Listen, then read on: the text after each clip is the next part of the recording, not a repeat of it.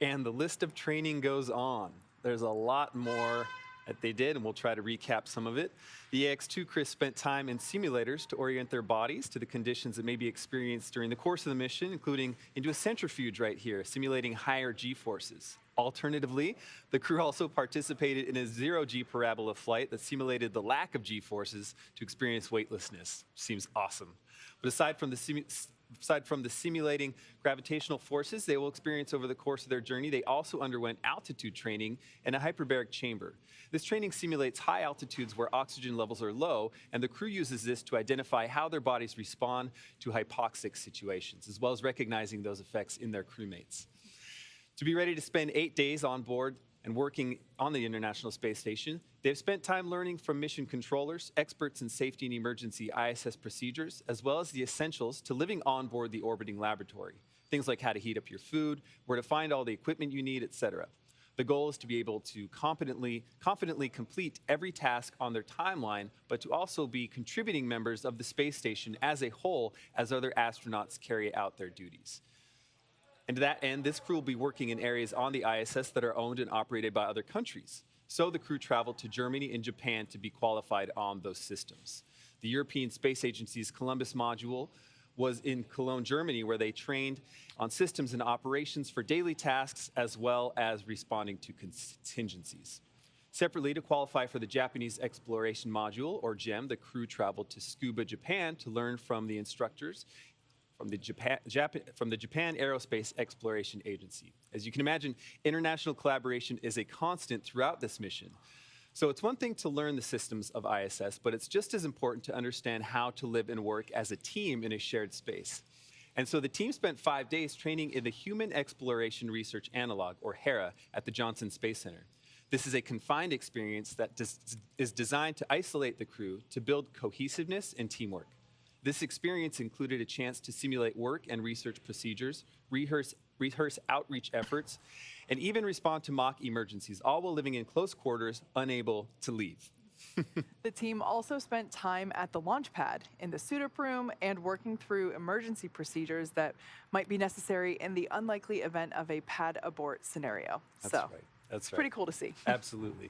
And you know, all of this training culminated in a final patch hanging ceremony at Johnson Space Center to mark the end of this crew's training. This is a tradition of NASA's that dates back to the beginning of the ISS 20 plus years ago. All that is to say this team is ready to go. And the last few months have all led to the here and now. What they accomplish on station is going to help write the guidebook for our next missions and how we coordinate efforts on our future Axiom station. Needless to say, this is also an important moment for those training crews as really they become a family and feel so connected after all of that time together. Now, on your screen, we have our first view of Dragon. This view comes to us from the International Space Station. We can see the lights blinking, indicating its location, and this is the furthest away it will be on camera. So it is approaching the International Space Station.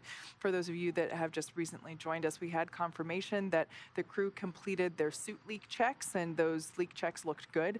So they are in their seats, they're strapped in, and they are monitoring the progress of their approach to the International Space Station.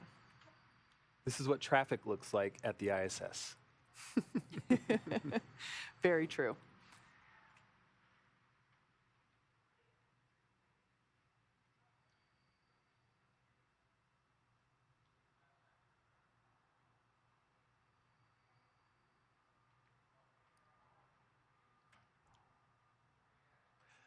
There's no doubt that the incredible efforts of thousands of folks across NASA over the last 2 decades have set the stage for what is possible in low Earth orbit. The Ax-2 mission is a critical step toward opening those possibilities to a host of new participants, governments, diverse researchers, manufacturers, and more. Here on Earth, we're already seeing benefits from research currently conducted on the ISS, from water and air purification systems to testing medical devices and therapeutics. Pretty amazing stuff. In addition to tech demos and medical research, access to low Earth orbit allows for a connection to the arts and other outreach opportunities. Ax-2 is the first of several proposed missions in advance of Axiom Station, the world's first commercial space station. A sustainable commercial low Earth orbit economy means expanded access to work in space. It also frees up NASA and its partners to put their budget towards other exploration programs while granting space agencies around the world more opportunities through commercial efforts. And over its lifetime, the ISS has accomplished an unprecedented feat, continuously sustained operations on and off the Earth for more than 22 years. This is not only a true testament to the technology required to physically achieve that, but also to the collaborative and cooperative efforts of thousands of people across the world to ensure that multiple nations, agencies, and entities, both public and private, work together to push humanity forward. And as we move forward, private industries need time to learn how to establish and maintain these relationships effectively. So, by flying private astronaut missions like Ax-2 to the ISS, Axiom is taking essential steps to get that on-the-job training as we work towards building the world's first commercial space station. Axiom Station is an opportunity to continue the story of the ISS, science, and research through cooperation and collaboration for the benefit of all. Ax-2 is this next chapter. So once again, we are observing Dragon Freedom as it approaches the International Space Station. The crew has their suits on, they're in their seats, and they are inside those blinking lights. That's so amazing to think about. Now we will see those blinking lights get closer and closer over the next couple of hours. Everything when you are approaching or departing the International Space Station is highly choreographed, and it's really slow, and that's for safety purposes. It's the safer way and the best way to do it. So we will see Dragon get closer and closer. Even those two lights that we see, the red one and the green one, they represent the port and starboard side, and I never remember what color goes to what, but I can tell you that we will start to see those get closer as we have been, even over the last few minutes. You might be seeing some stars on your screen, but most of those dots are dead pixels in that camera sensor, and that happens because of that high radiation in space. Now, Dragon is capable of carrying up to 7 passengers to and from Earth orbit and beyond. It is the only spacecraft currently flying that is capable of returning significant amounts of cargo to Earth, and is the first private spacecraft to take humans to the space station. Dragon is fully autonomous, which means that it flies itself, but it also features full manual override capabilities in case of emergency. Standing at almost 27 feet tall from bottom of the trunk to the top of the nose cone, Crew Dragon is composed of 2 main elements: the capsule, which is designed to hold crew and pressurized cargo, as well as an unpressurized section, which is known as the trunk. The nose cone at the top of the capsule protects the docking system and also the guidance navigation control system, which is the system that's being primarily utilized right now as Dragon is approaching the International Space Station. That nose cone opens for docking and remains attached to the space station, attached to the Crew Dragon spacecraft, unlike previous versions of Dragon, and that helps toward our efforts toward reusability.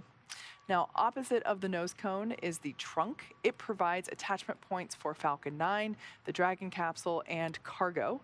One half of the trunk is covered in solar panels. That's the black side of the trunk on the exterior. And those provide power to Dragon during flight and while on station.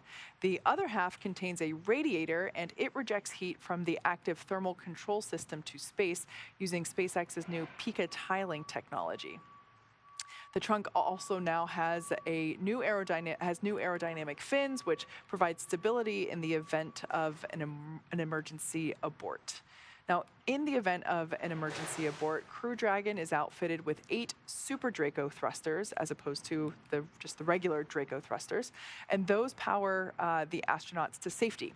Dragon's Super Draco launch escape system is a key safety feature of Crew Dragon, and it gives the crew the ability to quickly separate from Falcon 9 and safely escape from the time of launch all the way to orbit.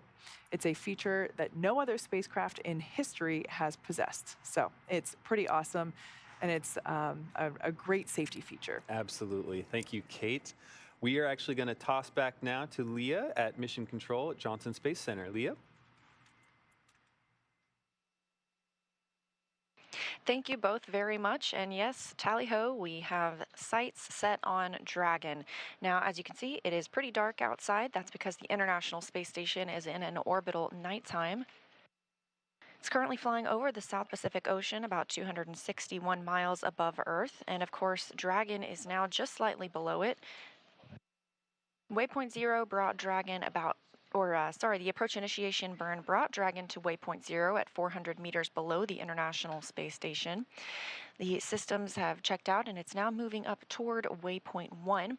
That is when Dragon is approximately 220 meters above the space station. It'll be on the docking axis, meaning it's directly in front of the docking port. So the crew are headed to the Zenith port, the space-facing port of Node 2. And the other Dragon that's currently on board, which brought the Crew 6 crew earlier this year, that is docked to the forward port of the Harmony module. As you can see, we go in and out of receiving feeds from the International Space Station. That happens when we go through satellite handover periods. The International Space Station is orbiting Earth and seeing a sunrise and a sunset every 45 minutes. So we constantly hand over to different satellites that receive the feeds from the station and send it back to us on the ground. So you'll see that a little bit this morning. After we reach Waypoint 1, we will pause until Dragon gets the go to move into Waypoint 2. That's when they're only 20 meters away from the International Space Station, and the spacecraft is focused on aligning its docking system with the International Docking Adapter. Slow and steady wins the race at this point in the mission. Right now we're moving at less than 5 miles per hour. And as we move in from Waypoint 2, we'll be moving even slower. We may hear the call-out chop at a little less than 30 seconds before docking. That's the crew hands-off point, when any aborts need to be done automatically by Dragon. And of course, we are tracking docking to come in at about 8:10 a.m. Central Time this morning. The crew are in their suits. They have completed good suit leak checks, everything continuing to move along very smoothly today.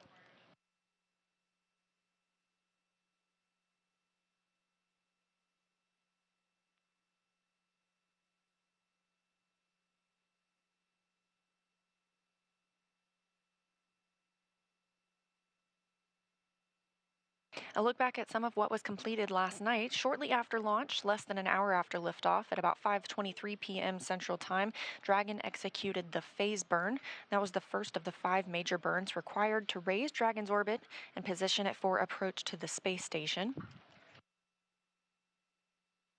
About 7 hours later, we had the boost burn. That puts the crew in an orbit where Dragon's apogee, or the highest point, is about 10 kilometers lower than the station. After that, we executed the close co-elliptic burn at 12:51 a.m. Central Time.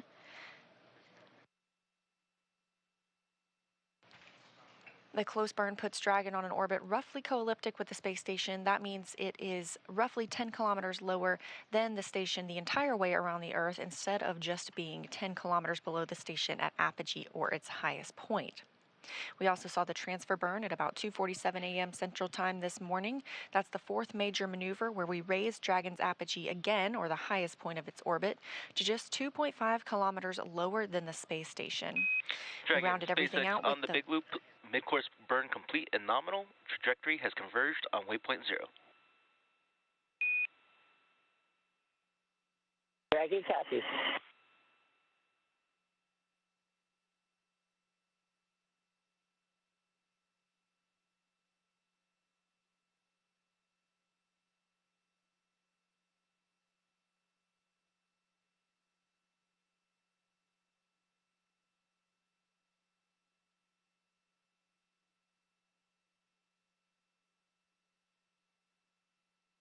And we just heard confirmation of a good mid-course maneuver. That's about halfway through the journey to Waypoint 0 to make sure Dragon is positioned right under the station, again about 400 meters below.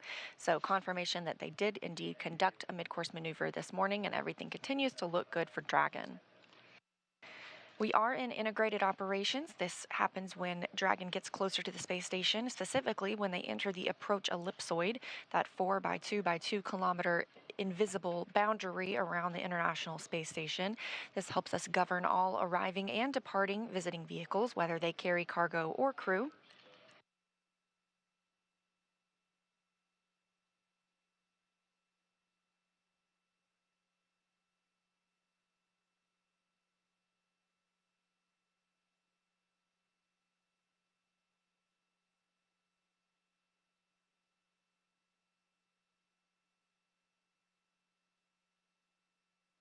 We're also hearing good words about teams being go to move inside the keep out sphere. That's another checkpoint that consists of an imaginary sphere around the station with a radius of 200 meters.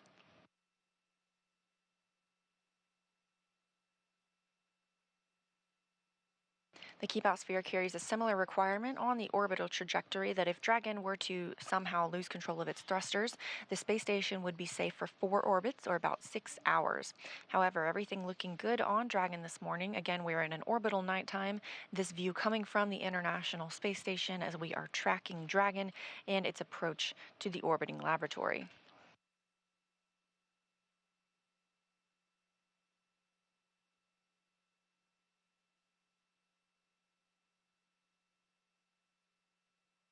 Once Dragon arrives at the space station today, they will be greeted by 7 crew members currently living on orbit. That includes NASA's Frank Rubio, Steve Bowen, and Woody Hoberg, Sultan Al Nayati of the United Arab Emirates, and Roscosmos cosmonauts Sergei Prokopyev, Dmitry Petelin, and Andrei Fedyaev. That'll bring our crew up to 11 for the next several days. We are looking at about an 8-day docked mission for the Ax-2 crew, about 10 days in orbit in total.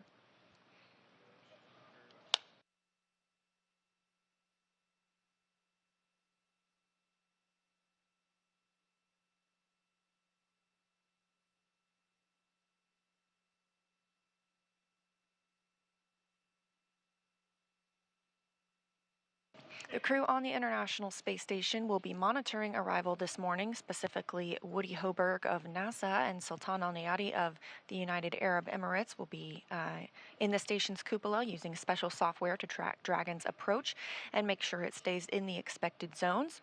Once Dragon is docked, Hoberg will be our prime to start those hatch opening operations.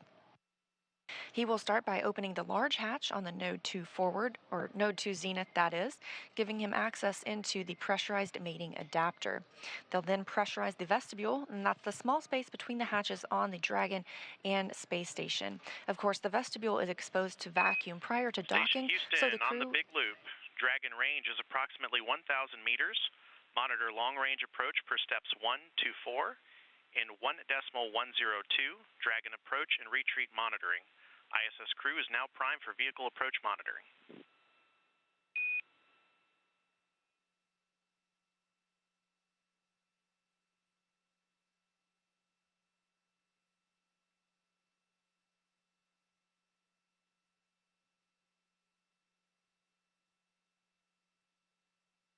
That call up to the International Space Station, just as we were explaining. They are primed to monitor the arrival of the Ax-2 crew today. Again, we're heading toward waypoint 0. That's the 400 meters below station mark. We are now 950 meters from station, closing in at about 2.9 miles per hour. Hello, station copies.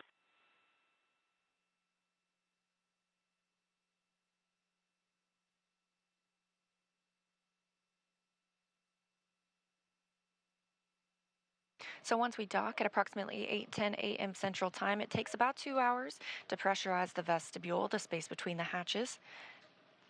Flight controllers here in Houston will monitor and verify the pressure readings to make sure that everything is leak-free before we get ready. Big loop for approach setup.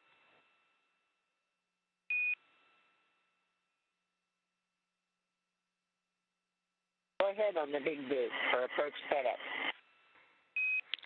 Ground has pulled go for approach 0 and will be enabling the maneuver shortly. Expected maneuver start time is per your forward displays. Reminder that Dragon will continue through waypoint 1 to waypoint 2 without stopping at waypoint 1.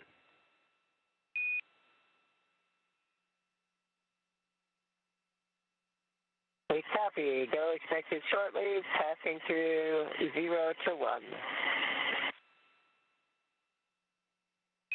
Good to be back.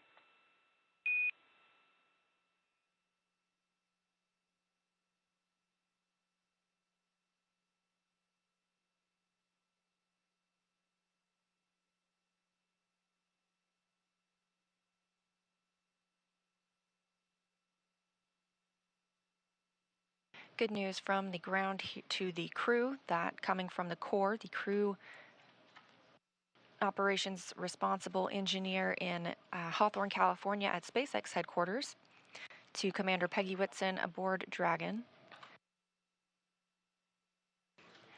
The team will not have to pause at waypoint 1. Sometimes there's a pause associated there so they can check out all systems, but things are looking good this morning to continue through. Dragon now 800 meters away from the space station. The International Space Station crew members have been preparing for arrival of Dragon by moving and setting up some laptops as well as crew alternate sleep accommodations. Again, we will have 11 crew members. Feels like a full house aboard the station once the Ax-2 crew arrives today. Teams also will do things like feather the solar arrays or maneuver them so that they avoid any plumes from Dragon once it gets closer to the station.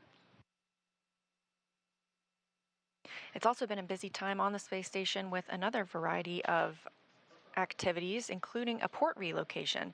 Just a couple of weeks ago, the Crew 6 crew boarded their Dragon spacecraft and moved it from Zenith, the space-facing port on Node 2, to the forward-facing port. So that is where the Ax-2 crew will dock today, to that Zenith port. However, the maneuver was to prepare for the arrival of CRS-28, the 28th commercial resupply mission from SpaceX to the International Space Station. That will bring with it some new solar arrays. Those are called International Space Station rollout solar arrays, and those are stored in the trunk of Dragon. That Zenith port, it makes it much easier for the Canadarm2 to help retrieve those IROSAs for eventual installation on some spacewalks later this year. We've had a handful of spacewalks happen over just the last few weeks at the space station, including 3 Roscosmos spacewalks to move and connect and deploy a radiator, as well as 1 NASA spacewalk to... Just reporting per block 1, vehicle inside. Houston copies.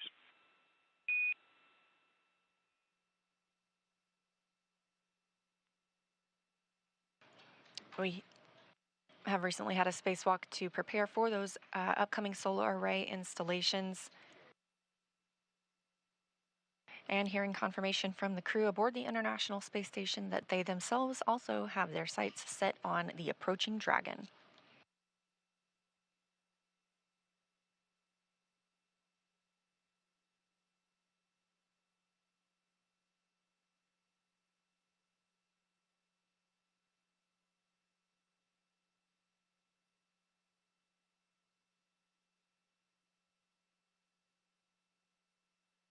Ahead of arrival of the crew today, the space station crew are moving through their morning, including preparing the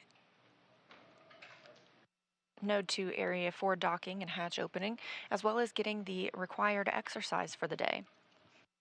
And here we have a new view of Dragon approaching the space station from the International Space Station itself.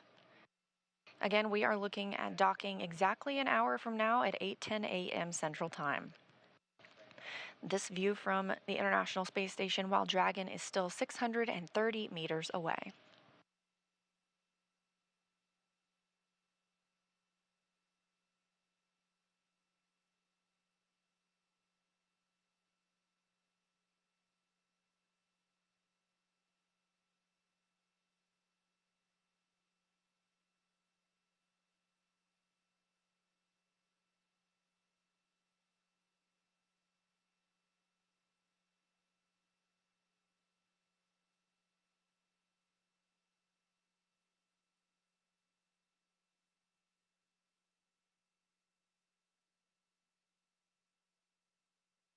Again, this is an entirely autonomous flight for Dragon.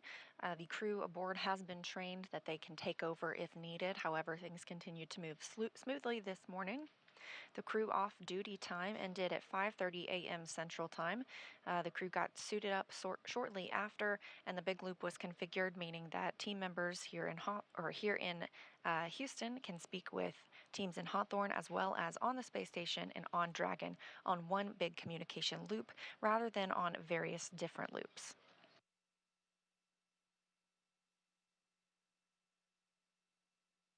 Being that it is an autonomous flight, NASA astronaut Woody Hoberg and Sultan Al Nayati of the United Arab Emirates will be in the cupola just to monitor the arrival of Dragon. They can also send commands to the capsule if needed, but that's not anticipated. Hoberg will then be primed for assisting in pressurization of the vestibule and the hatch opening operations. After docking and the welcome ceremony, all crew members will then move into an ISS safety briefing, making sure that they are briefed on everything they need to know while living aboard the International Space Station for safety purposes. Of course, they go through a lot of that training here on the ground, but it's a great refresher once they arrive on board in the microgravity environment.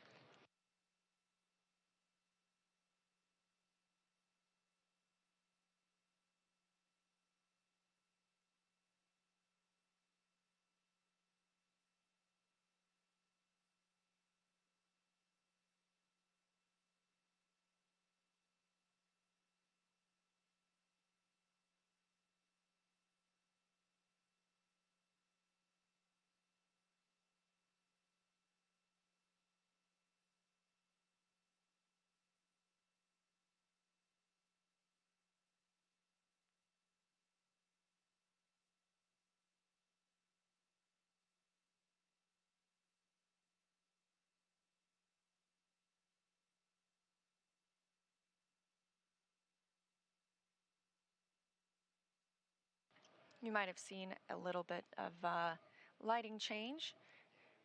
We are now entering into an orbital daytime. Again, we see 16 sunrises and sunsets a day aboard the International Space Station, moving at 17,500 miles per hour, giving us an even better view of Dragon as it gets closer, now about 500 meters from the orbiting lab.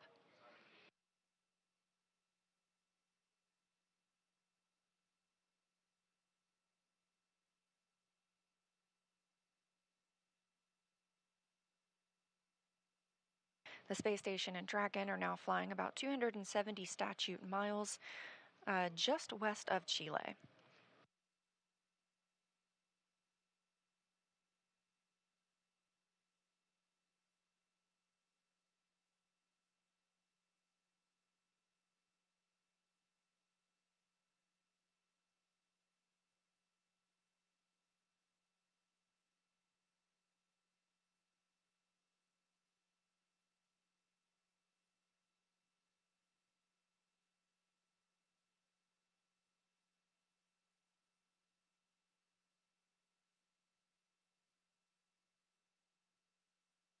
Again, we're heading toward waypoint 0. That'll be at 400 meters below the space station.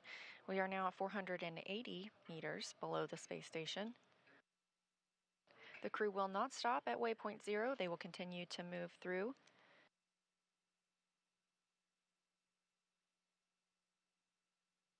Once they make their way to waypoint 1, there will be a continued go-no-go to allow Dragon to begin its approach to waypoint 2.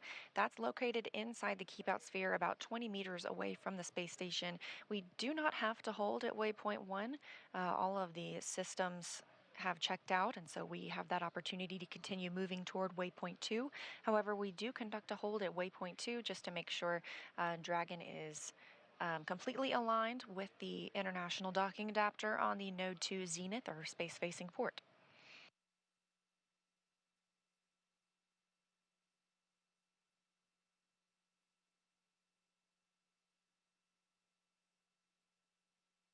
So at that 20-meter distance, Dragon will slow itself down even further, bringing its approach in and eventually make initial soft contact with the adapter soft capture ring. That'll retract and bring Dragon in for the hard capture sequence.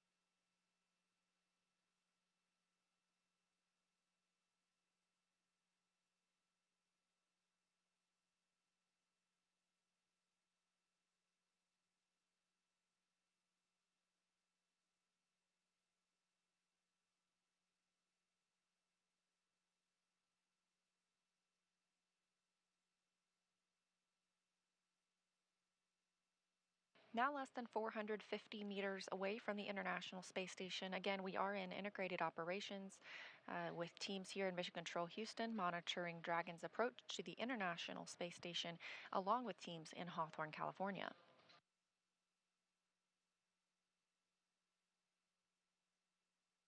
The crew are in their suits. They had good suit leak checks earlier today. They also are seated.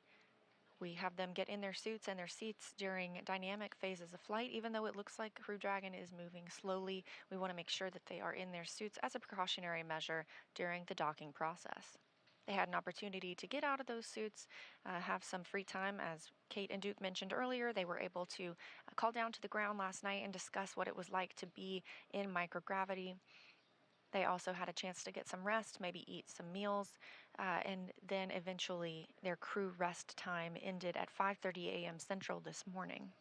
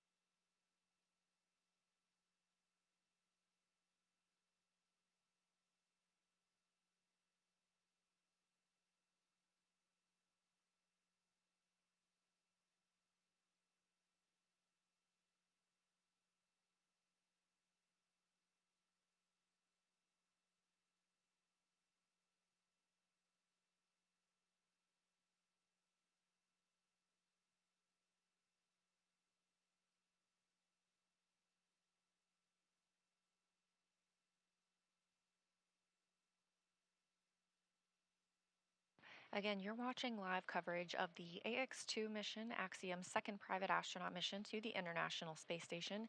These are not NASA astronauts arriving aboard Dragon today. One of them, however, is a former NASA astronaut, Peggy Whitson. This is her third spacecraft to fly on. She joins a small elite group of astronauts who have flown on 3 separate spacecraft. She has flown on the Space Shuttle, on the Roscosmos Soyuz, and now on Dragon.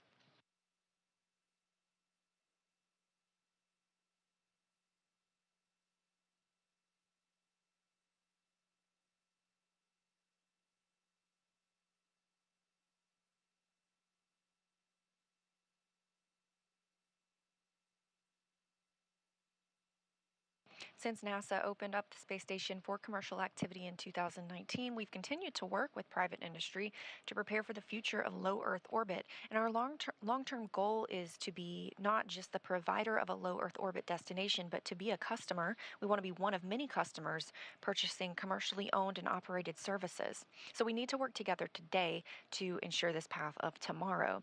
Enabling these private astronaut missions helps us to refine and mature any of the processes we need for that future. So our NASA astronauts are working side by side with Dragon private and SpaceX national on the Big Loop. astronauts. Approach 0 has started and trajectory has converged on Waypoint 1.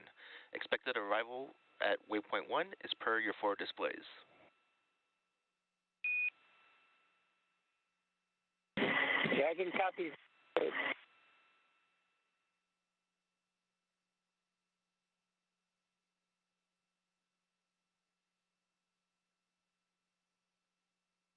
Again, we have reached waypoint 0, that 400 meters directly below the International Space Station.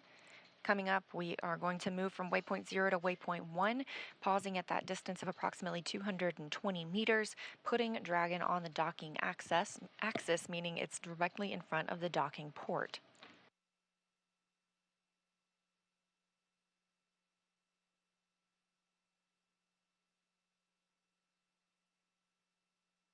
As mentioned previously, all of the visiting spacecraft take the phased approach to the International Space Station. They stop at predetermined gates for the teams to run quick checks on the vehicle performance before approaching the orbiting lab. When it comes to bringing two spacecraft together, slow and steady wins the race, as docking operations require a great deal of precision to make sure we're keeping the spacecraft and the crew safe. So when we say slow and steady wins the race, we're now traveling at less than half a mile per hour. Again, we are in integrated operations during this time, meaning teams from both Hawthorne on the left of your screen and Mission Control Houston on the right are monitoring Dragon and the International Space Station. Additionally, the Axiom Mission Control here in Houston, Texas as well is continuing to monitor the flight. They'll remain on console this week. With you on the big loop. Prior range is 400 and stable attitude as expected. Houston copies.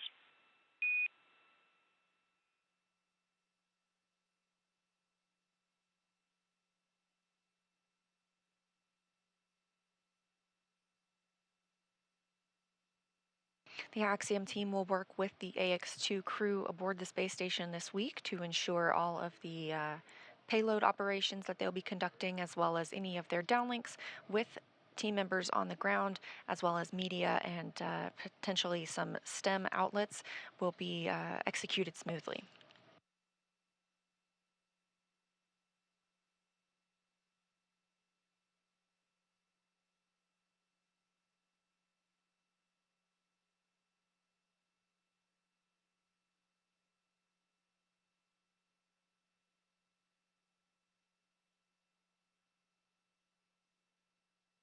Again, we are in a satellite handover of the tracking data and relay satellite system. These are tracked throughout the flight. We see this with the International Space Station as well as on Dragon. Multiple different customers around the world use these satellite systems.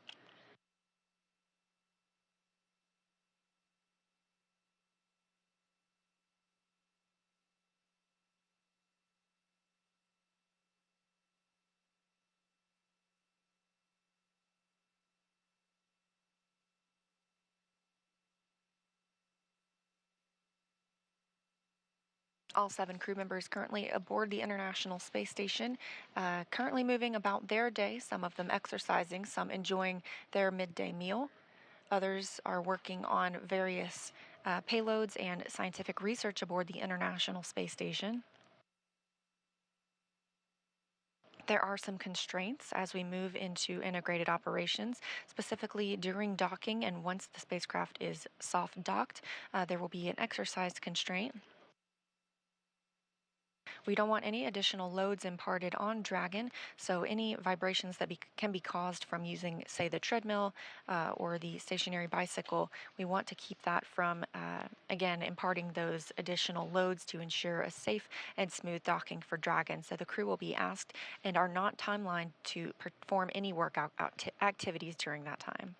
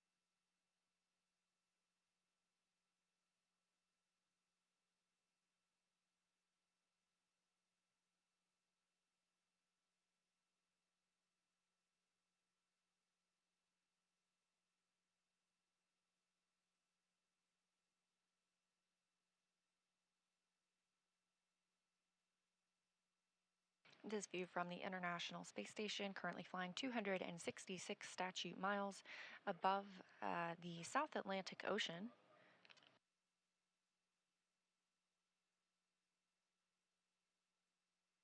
Dragon is about 400 meters away from the space station. Again, we reached waypoint 0 and have the go to move to waypoint 1, which will put us 220 meters from the space station above the docking on the docking axis above the Node 2 zenith port.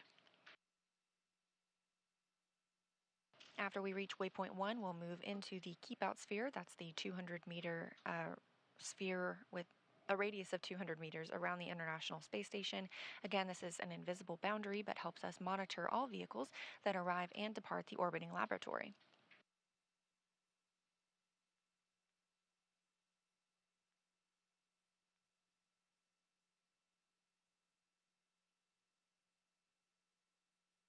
For any maneuvers at this point, we are seeing Dragon use its service section Draco thrusters. These each provide 90 pounds of force. There are 12 of those Dracos.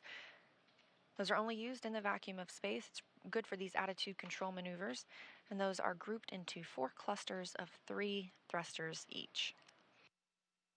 On board, Dragon also has Super Dracos. These are only used for pad or ascent abort scenarios, so these are currently disabled. They are disabled after the ascent portion of the mission.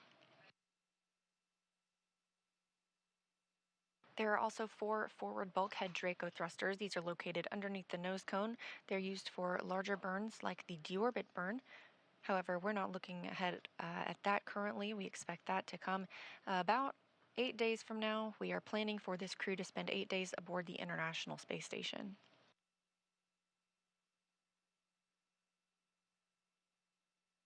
Also located underneath the nose cone is the docking hatch. This is the portion that will dock to the International Space Station and the hatch that crew members will use to float in and out of Dragon.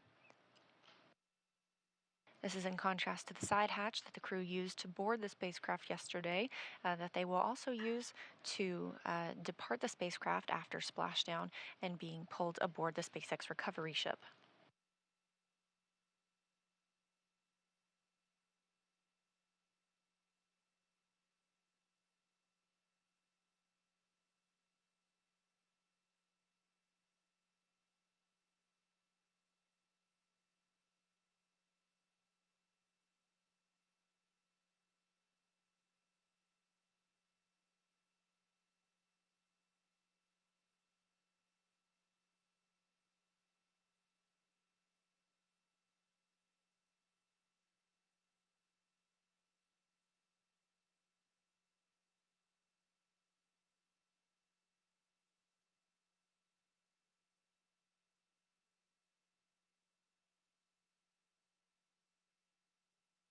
Pretty quiet here in Mission Control Houston, as well as obviously aboard Dragon and the International Space Station, as this is a fully autonomous flight, and everything continues to go well for Dragon and its arrival this morning.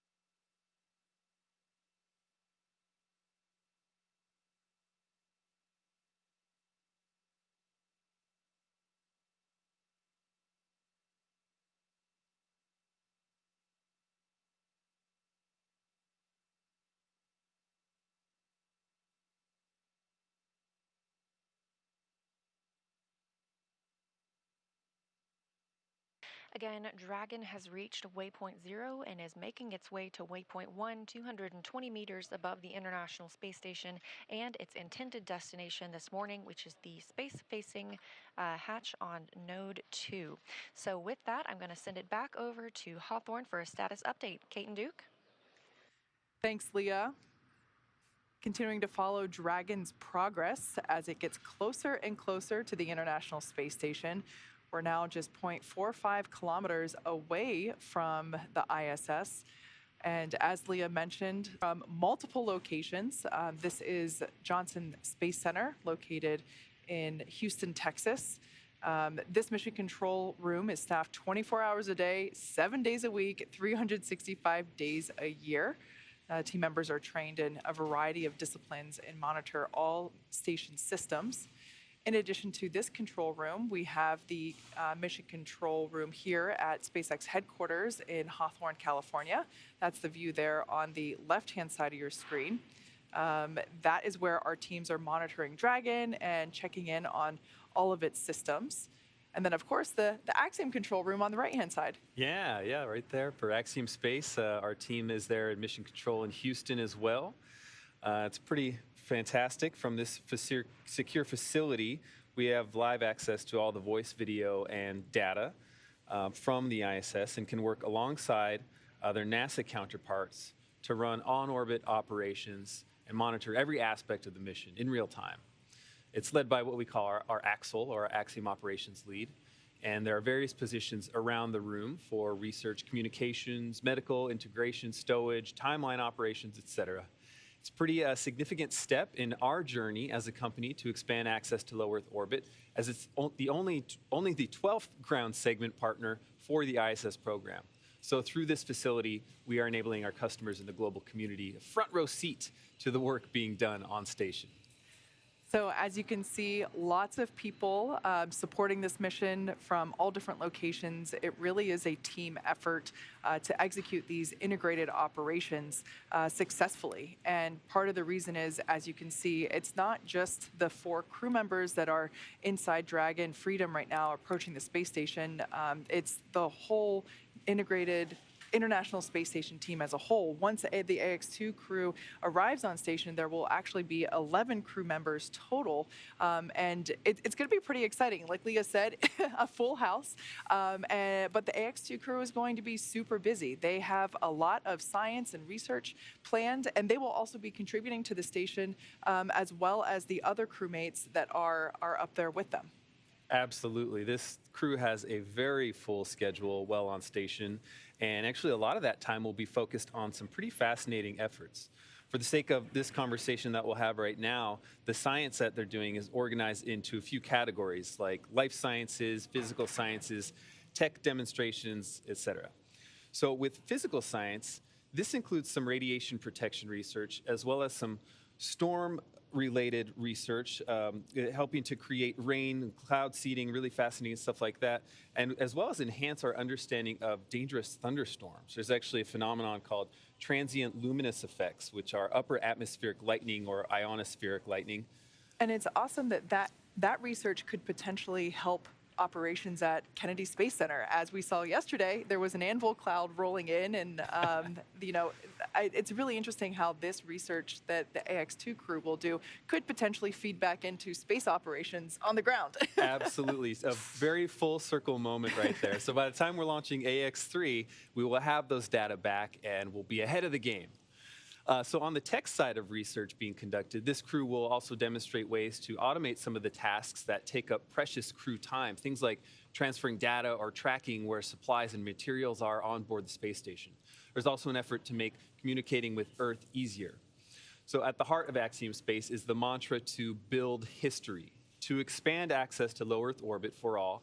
And so we're dedicated to creating partnerships with companies that you wouldn't typically expect to hear about going to space, to grow the volume of those who can conduct meaningful research and research on board and outreach as well about science and everything else included in that. So a lot going on up there, and they're certainly going to have their hands full once they dock, which we should be seeing shortly here. Yeah, we're very much looking forward to it.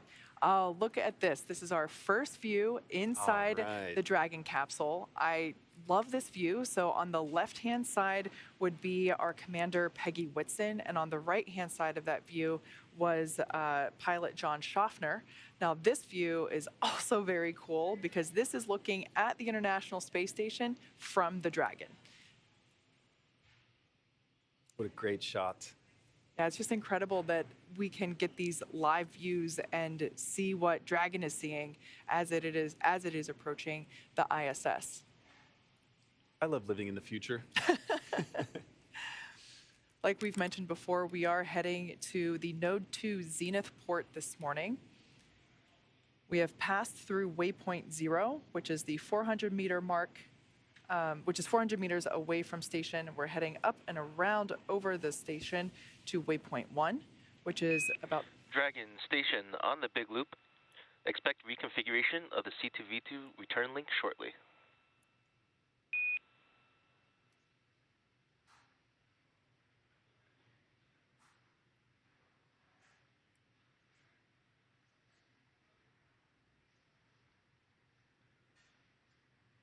Dragon copies. Station copies. So that was SpaceX core David Huang just letting the crew know of this upcoming event, referring to C2V2, which is the common communication for visiting vehicle. And that's basically just the link for the visiting vehicle, in this case, Dragon Freedom. But yeah, this view is over the shoulders of our commander and pilot. And I love that you can see what they're seeing. In the center, we can see that they are following along with the upcoming events. The views on the far left and far right panel will illustrate which thrusters are firing when. So I don't really see any, we can see a little bit of light flashing. So if you look at the far left panel and the upper right-hand corner, we saw some illumination there indicating that the Draco thrusters were firing. And one thing that I love about our views as we get closer to the International Space Station, the views that we will get from the ISS looking at Dragon, we should actually be able to see those Draco thrusters firing as Dragon is autonomously steering itself toward that zenith port.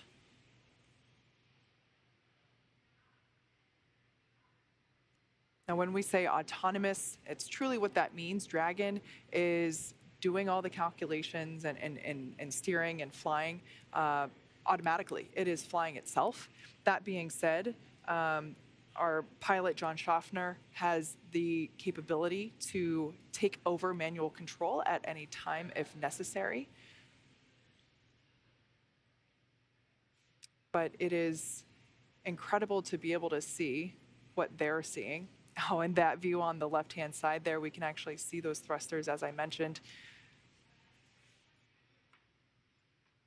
It almost looks as if Dragon is like spitting out a little bit, and it's just really cool to be able to see that propulsion system in action as Dragon is flying itself to that zenith port. And I love it with those two views that we just had because it's Dragon looking at Station as well as Station looking at Dragon, which always kind of reminds me of the Spider-Man meme them pointing at each other. It's a very meta moment. Mm-hmm. In that image on the right, you see our Commander Peggy Whitson on the left, pilot John Shoffner on the right, and out of frame our mission specialists Rayyanah Barnawi and Ali Alqarni. Likely also monitoring all these events. Everyone on board this Dragon is probably very, very anxiously awaiting this moment of docking.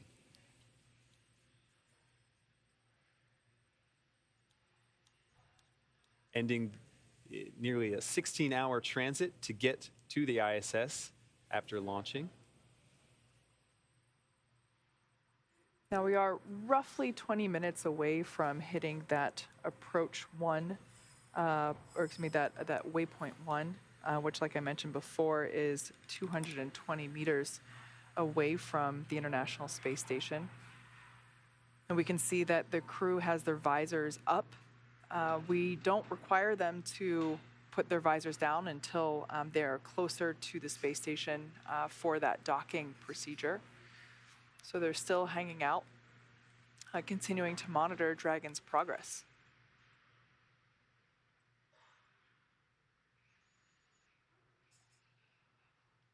As we said before, once the 4 Axiom 2 crew members get on station, they're going to be there for 8 days, and they're going to be very busy.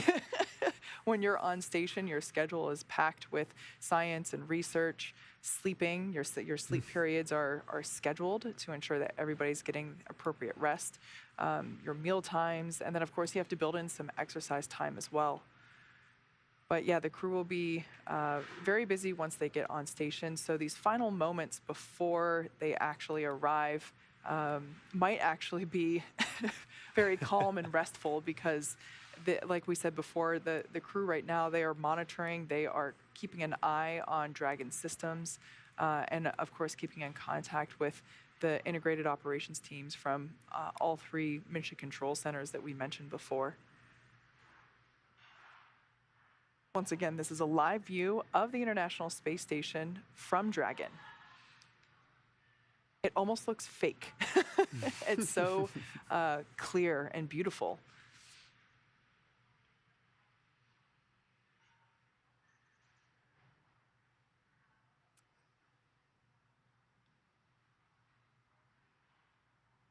As we get closer, you should be able to make out more clearly the various vehicles that are docked with the International Space Station.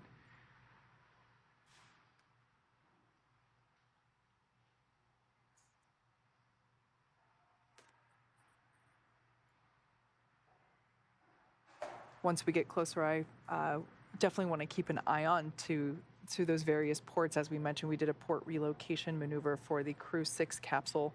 Dragon station on the big loop. C2V2 link reconfiguration complete.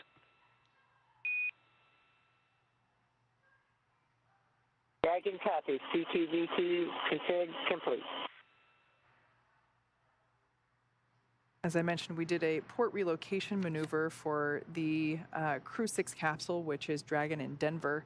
It was relocated to the Node 2 forward port, and we should be able to see that as we get closer. And I just love it when there is a Dragon capsule getting a view of another Dragon capsule that is on station. We had that view during the Crew 6 docking, if I remember correctly.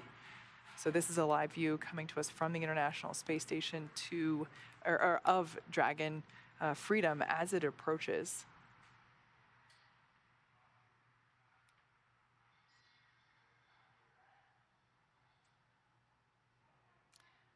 All right, so as we are continuing to get closer to the International Space Station, we are heading towards that Waypoint 1.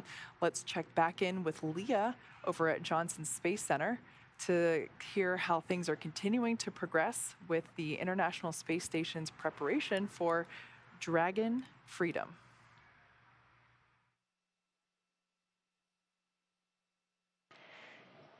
Hi, Kate. Hi, Duke. Thanks for carrying us through a little bit of that. And yes, that's no moon. That is Dragon approaching the International Space Station. As you heard, we've reached waypoint 0, that 400 meters away from the space station. We're just a little bit below that now. But as you can see, we've made quite a bit of movement. Our previous view of Dragon had the Earth in the background. Now we have space in the background. The spacecraft has moved out in front of the International Space Station, still less than 400 meters away, about 380 meters right now, but we're moving up to waypoint 1. And again, waypoint 1 is about 220 meters away from the space station. It'll be directly above that Node 2 zenith or space-facing port. We have the opportunity to pause here, check out any systems if needed, and we expect arrival at waypoint 1 in about 10 minutes.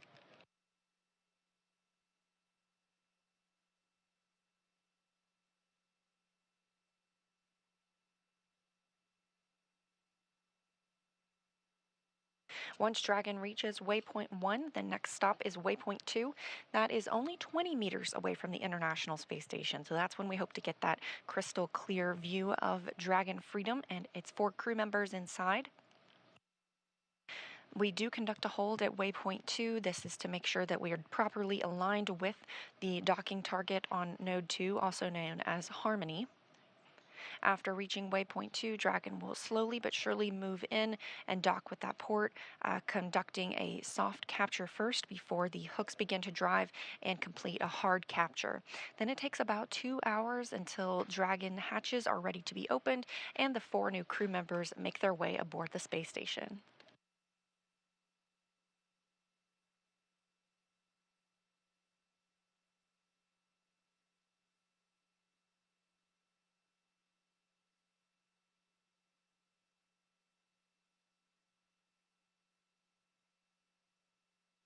Now 350 meters away from the station. Again, this is Dragon Freedom. It was named that by the Crew 4 crew that visited the International Space Station. Spacecraft keep their names after being named by the crew, so this one will always carry the name Freedom regardless of who's flying on board.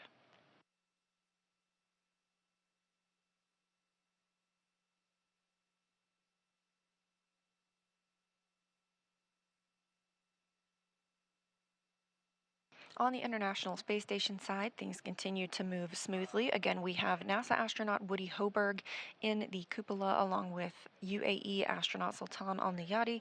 They're monitoring Dragon's approach. It is a fully autonomous flight for the visiting spacecraft, meaning there is no action required on part of the crew.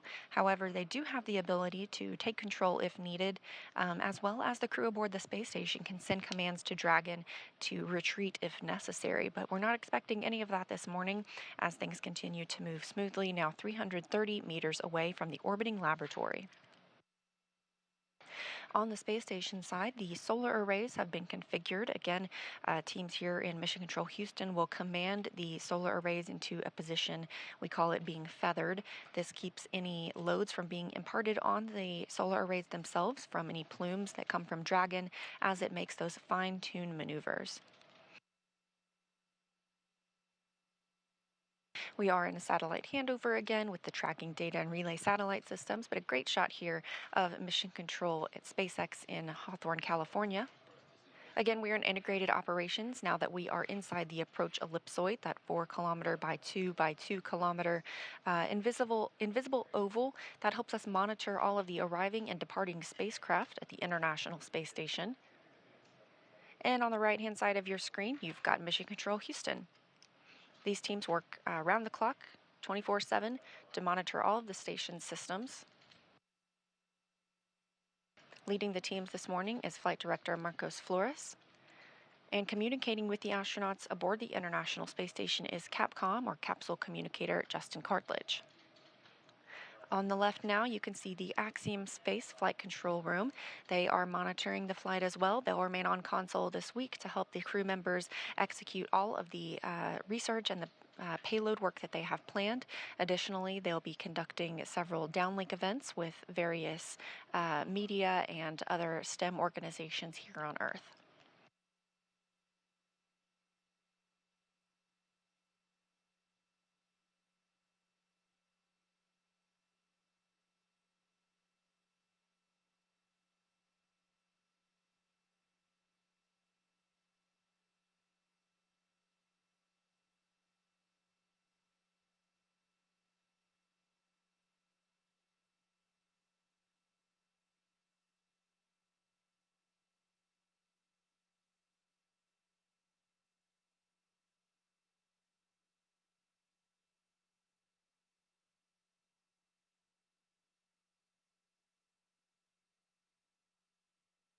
Now just 290 meters away from the space station and closing in.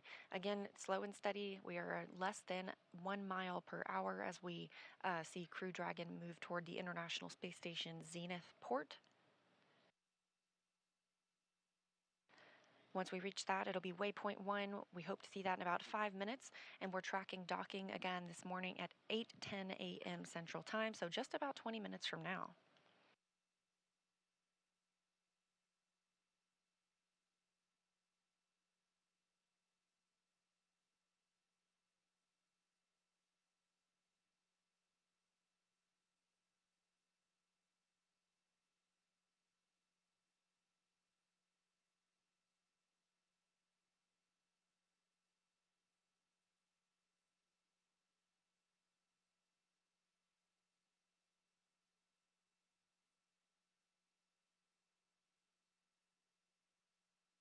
So look back at what has brought Dragon to this point. Less than an hour after liftoff last night at about 5:23 p.m. Central Time, Dragon executed the phase burn. This was the first of those 5 major burns. This raised Dragon's orbit using the Draco thrusters, and about 7 hours later we had the boost burn. This put our crew in an orbit where Dragon's apogee, or the highest point of its orbit around the Earth, is 10 kilometers lower than the space station. After that, we execute the close co-elliptic burn, and this puts Dragon on an orbit roughly co-elliptic with the station. So it means it maintains that orbit about 10 kilometers lower than the station all the way around instead of just at apogee. The transfer burn occurred at about 2:47 a.m. this morning, Central Time. This is where we raised Dragon's apogee again. That's the highest point of its orbit to just 2.5 kilometers lower than the station. We want to make that co-elliptic one more time, so we round that out with the final co-elliptic burn. That was at 3:34 a.m. Central this morning, maintaining the constant orbit about 2.5 kilometers below the station. We also saw the approach initiation burn just at the start of today's broadcast. This really begins the final stages of Dragon's rendezvous with the station, and we started integrated operations between the Dragon control team in Hawthorne and the space station flight controllers here in Mission Control Houston. This approach initiation brought us up to waypoint 0. Waypoint 0 is 400 meters below the station. This is the first checkpoint during the approach. We have now entered the approach ellipsoid, that first boundary of monitoring the arrival and departure of visiting vehicles. Of course, we didn't even have to hold at that 400 meters. All of the systems checked out, and Dragon has continued its approach to waypoint 1. This happens when we are about 220 meters away from the space station. We're currently 240 meters away, so we're getting very close, and that 220 meters at waypoint 1 puts us on the docking axis, meaning it's directly above the docking port. So we're heading toward the zenith port of the International Space Station's Node 2 module, also known as Harmony. Currently docked to the forward port, we have Dragon Endeavour, which brought the Crew 6 crew. So once Dragon is only 20 meters away... on the Big Loop, approach 1 and soft capture ring extension will begin shortly. Dragon will continue approach to waypoint 2. Reminder that manual impulsive retreat recovery is not permitted.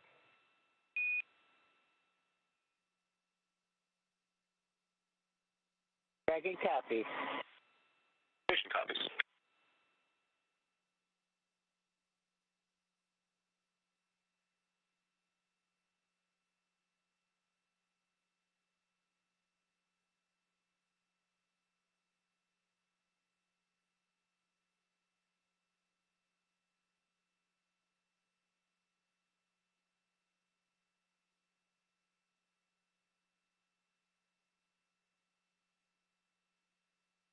And confirmation that the spacecraft has arrived at waypoint 1.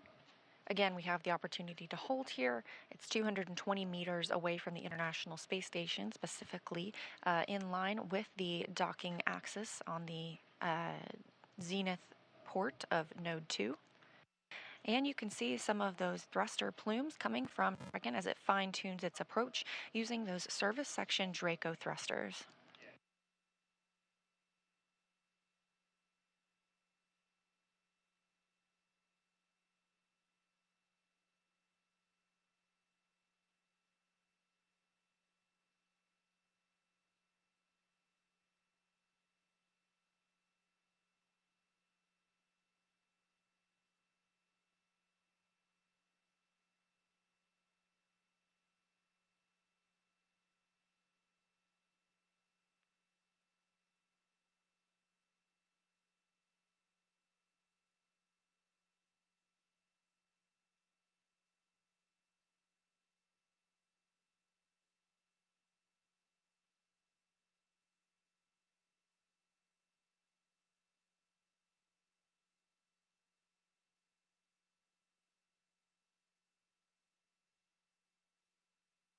A great view of those thrusters firing on Dragon as we are at waypoint 1, 220 meters away from the International Space Station, specifically directly above the space station.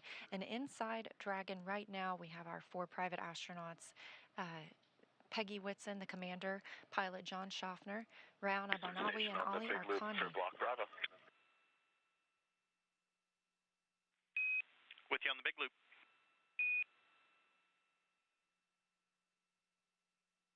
Pry range 208 meters and decreasing attitude as expected. We copy and concur from the ground.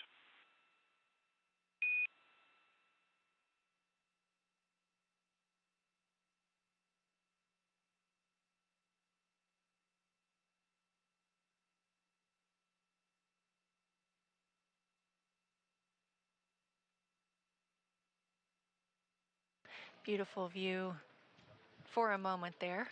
We have of Dragon, this courtesy of Cronus. Cronus flight controller here this morning is Brian Crisp in Mission Control Houston. Dragon's thrusters continue to fire. We are now less than 200 meters away from the space station. We have passed through Waypoint 1 as well as the Keep Out Sphere. And the Keep Out Sphere is that 200 meter radius around the International Space Station, another invisible boundary that helps us monitor our arriving and departing vehicles.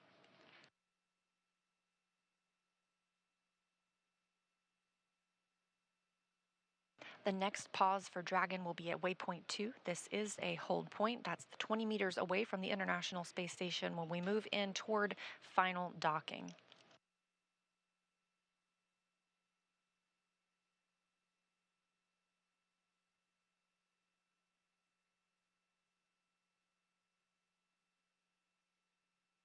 In this view of Dragon Freedom, you can see the hatch or the nose cone is opened and a good view of those 4 forward bulkhead thrusters. Those are used for the larger burns. We are now using the 12 service section Draco thrusters. These are for more fine-tuned attitude maneuvers, especially as we get closer to the International Space Station. The nose cone protects those thrusters as well as the docking mechanisms aboard Dragon.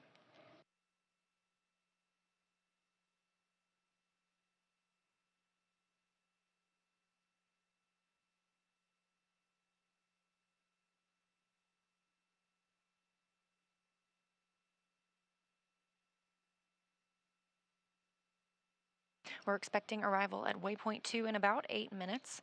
And again, looking for docking this morning at approximately 8:10 a.m. Central Time. Dragon Freedom is now 164 meters away from the International Space Station. So while we are moving less than 1 mile per hour, we are continuing to close in on the destination for the Ax-2 crew.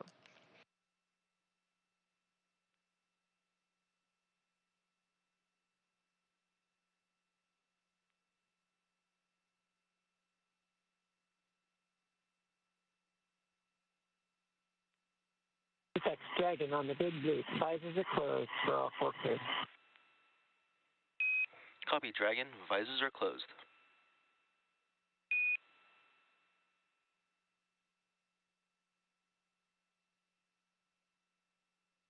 As we've mentioned earlier, the Ax-2 crew are in their suits and in their seats. We got that view over their shoulders this morning.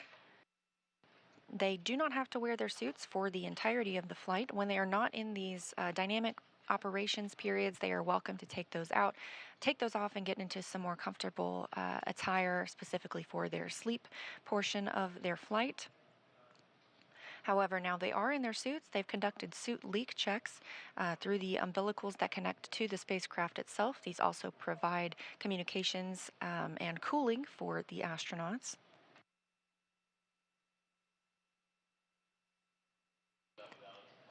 And as you heard Commander Peggy Whitson just report down to the ground, the visors have been closed on the suits, so they are preparing for docking. And again, we're looking for that about 10 minutes from now. We do have some time and some hold time that we can conduct at Waypoint 2 if needed. We can wait until lighting conditions are preferred for Dragon to move in for its final docking.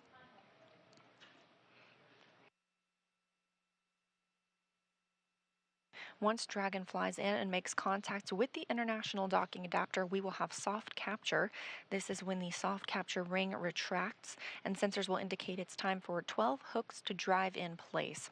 Once those hooks have fully driven, we'll have hard capture, and that firmly secures Dragon to its new home on the space station.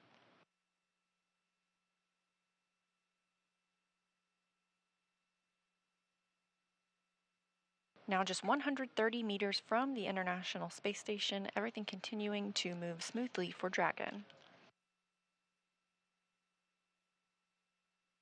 Station on the big loop, our review of steps 5 and 6 is complete and ISS is ready for docking.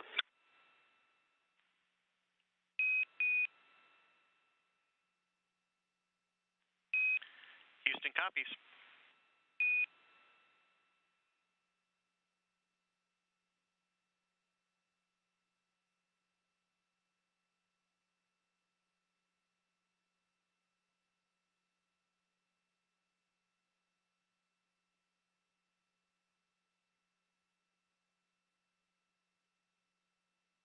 We are in another satellite handover and expect to regain video of the crew aboard Dragon as well as from the International Space Station shortly. However, things Dragon continuing station to on the check big out loop, here. soft capture ring extension complete.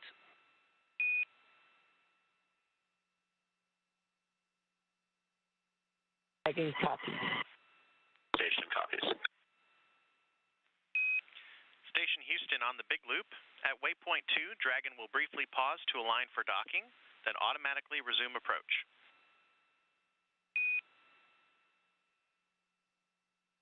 Station copies.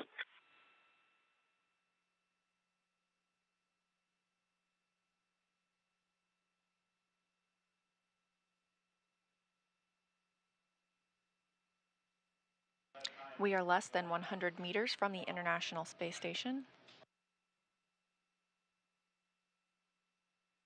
Currently, Flight Director Marcos Flores here in Mission Control Houston is polling all of the team members in this room, conducting their go, no go poll for docking.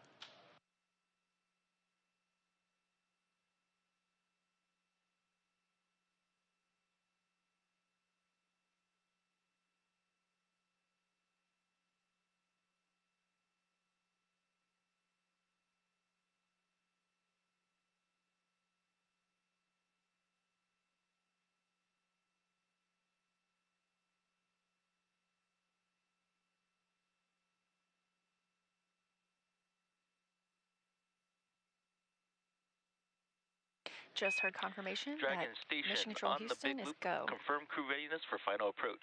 Ground has pulled go for approach 2 and will be commanding approach allowed shortly. As a reminder that once Dragon is inside the crew hands-off point, retreat and breakout are not permitted. And the Dragon crew is ready to go for docking, and we copy on the crew hands-off point.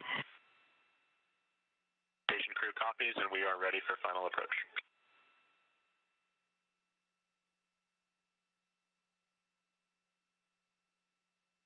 A lot of voices in the mix there, the last one being from NASA astronaut Woody Hoberg, who's in the cupola monitoring docking this morning.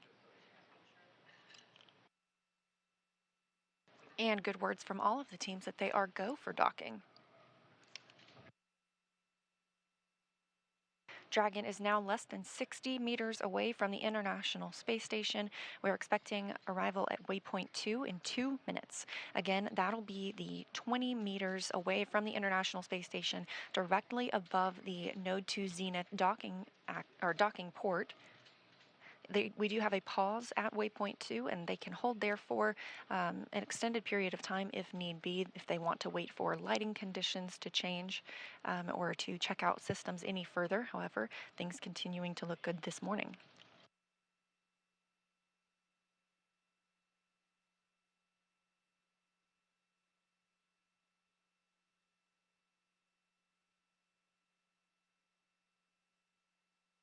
Currently, the International Space Station and Dragon are flying 262 statute miles over Russia in an orbital nighttime.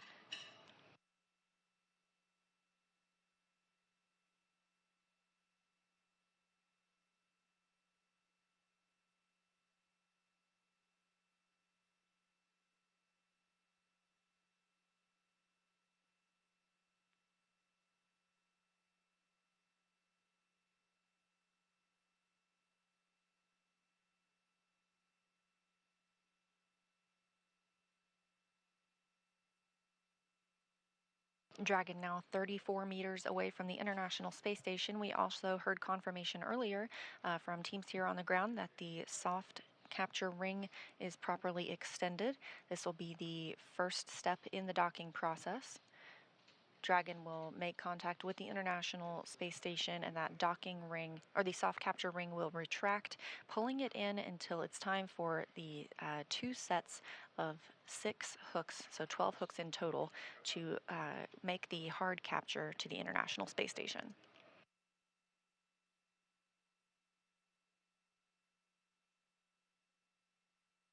Standing by for arrival at waypoint 2.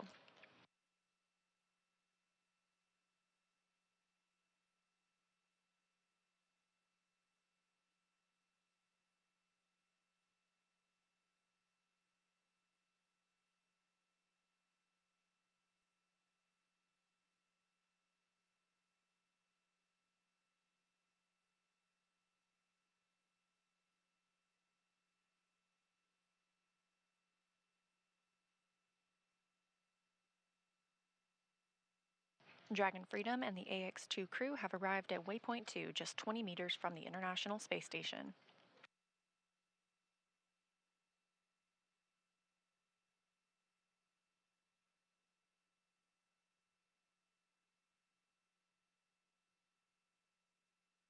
Teams here are all on the ground are all go for docking, as well as aboard the International Space Station and Dragon itself. Again, this graphic just a look at what we have seen so far, most recently this morning when Dragon arrived at Waypoint 0, 400 meters away from the space station, moving into Waypoint 1, 220 meters directly above and on the docking axis. We have now moved down from that 220 meters into just 20 meters from the International Space Station, directly above the Node 2 Zenith port. This is a hold point for Dragon. Houston, on the big loop, Dragon is on final approach and is go for docking. Monitor per steps 5 and 6 in 1.102, Dragon approach and retreat monitoring. Station copies in work.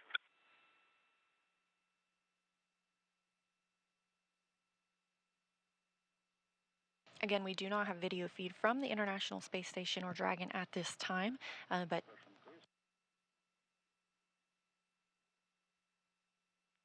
teams continue to monitor its approach to the space station itself. We have now left that Waypoint 2 hold point of 20 meters away, now about 16 meters from the International Space Station.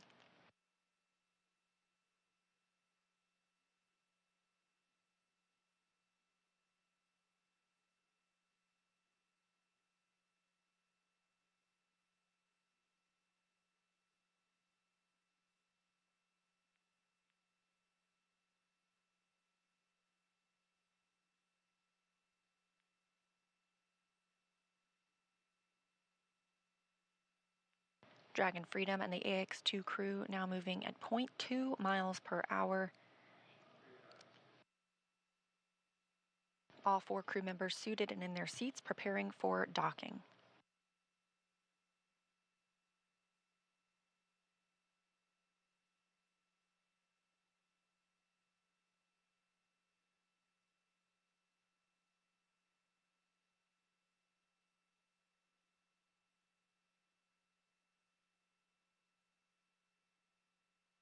Meters.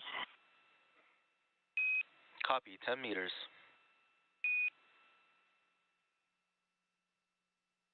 As you can hear, the Dragon crew are able to view the status of their docking on the crew display screens, reporting that they are now 10 meters and actually less than 10 meters away from the Node 2 Zenith or space-facing port on the International Space Station.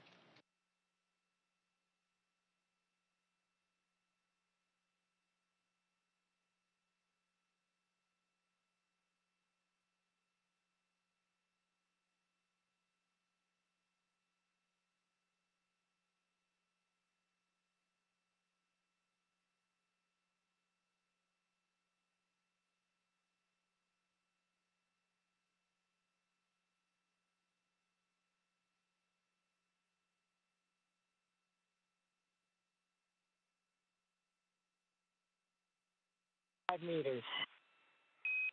Copy, 5 meters. Still moving 0.2 miles per hour, Dragon Freedom is now 5 meters away from the International Space Station. Again, we do not have video feed of the spacecraft at this time, but team members are able to track its status, and everything continues to go as planned.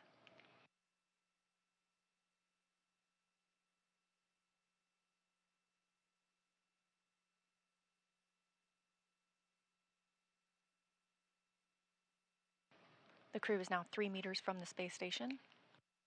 Meters, chop. Copy, 2 meters. Hands off. CHOP stands for the crew hands-off point, now 2 meters from the station, standing by for docking. 1 meter. Copy, 1 meter.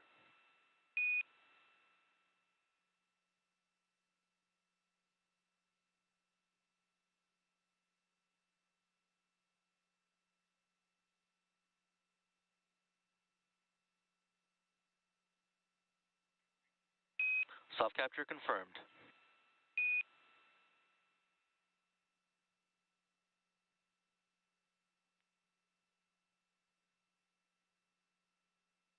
And we have confirmation that the Axiom 2 crew has docked to the International Space Station at 8:12 a.m. Central Time.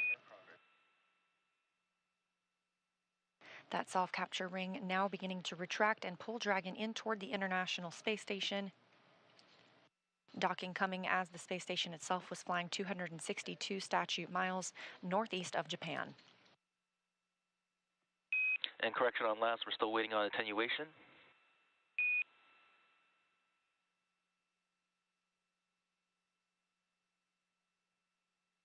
Continuing to get good reports here from teams on the ground. Again, aboard the International Space Station, NASA's Woody Hoberg and UAE's Sultan Al Nayati continued to monitor the crew as well.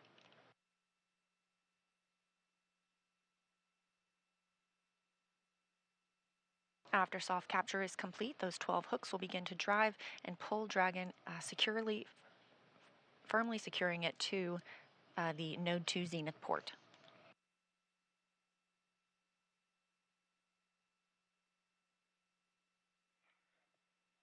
And Dragon, now we have ring retraction in progress.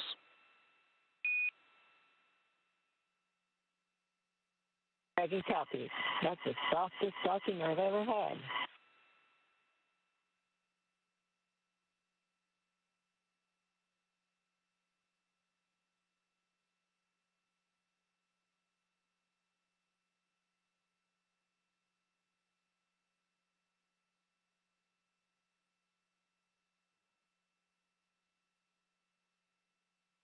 Good words from Commander of the Ax-2 mission, former NASA astronaut Peggy Whitson, now flying her third spacecraft after having flown the Space Shuttle, a Roscosmos-Soyuz, and now a SpaceX Dragon.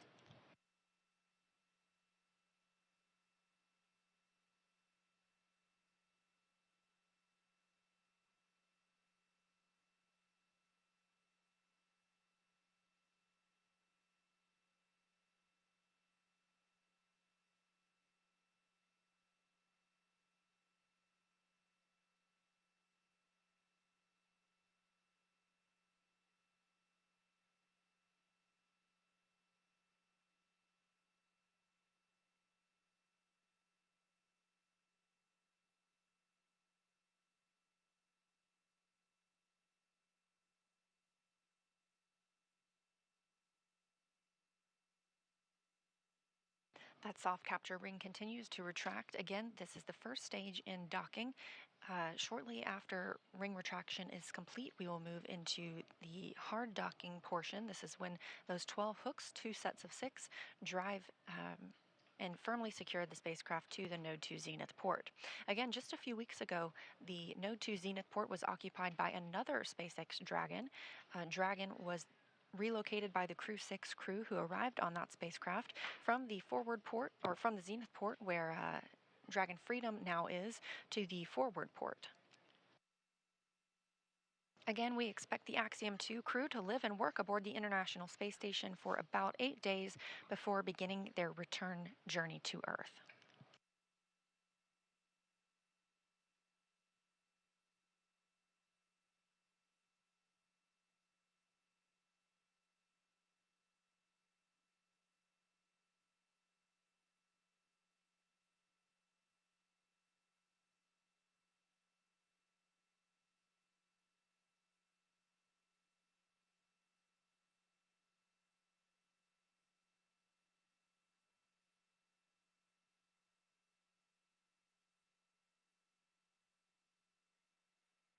Ring retraction complete. Docking sequence is holding for MCS reconfiguration.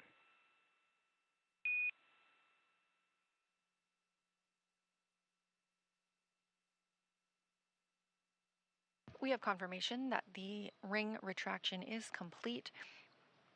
Next steps for this hard capture will be for those 12 hooks to drive.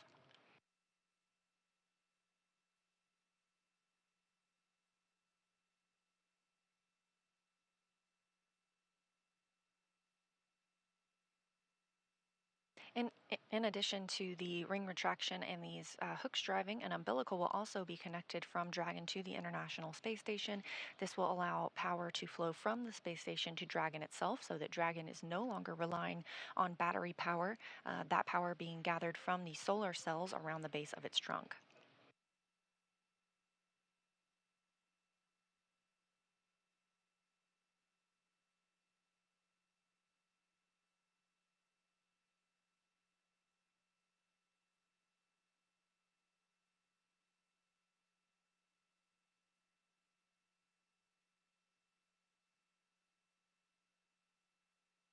Again, we are in a handover of our satellites for KU, which is what brings down our video. We do have audio communication with the crew through our S-band.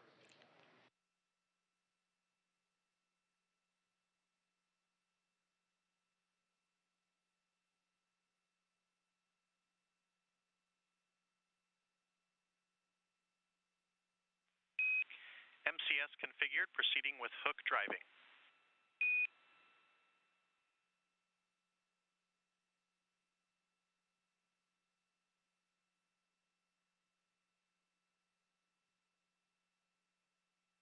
Teams reporting that we're properly configured for hard capture. Again, this is 12 hooks, 2 sets of 6. They will drive the first 6, and those are firmly latched. They will then drive the next 6. We do see those first 6 hooks now starting to drive.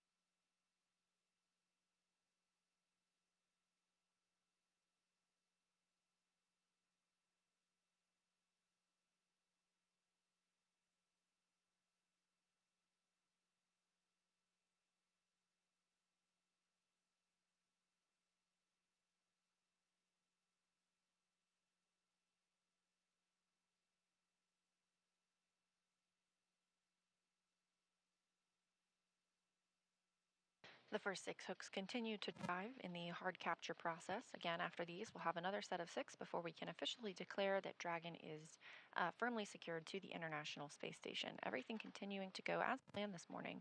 Again, docking coming at 8:12 a.m. Central Time.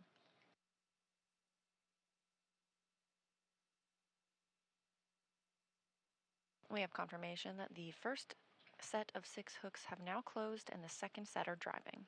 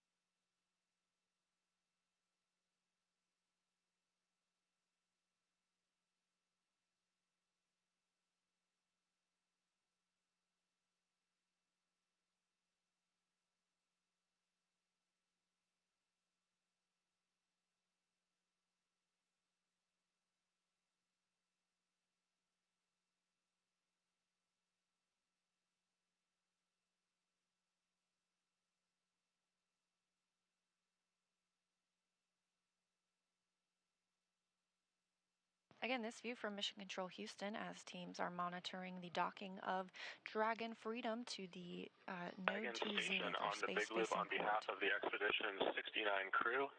Peggy, welcome back. John, welcome to the International Space Station. And Ali and Rayyanah, ahlan wa sahlan. Thank you so much for the Ax-2 crew. We're really looking forward to working with you guys this week. Likewise, we'll see you guys very soon.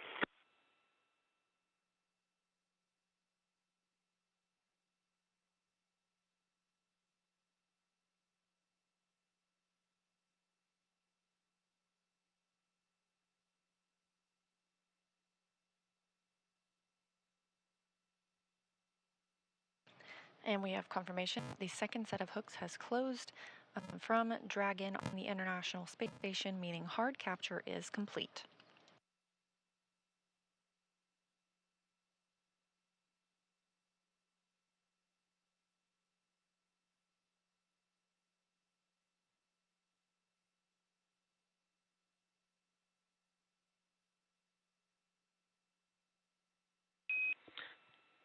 Dragon Station, hard capture complete.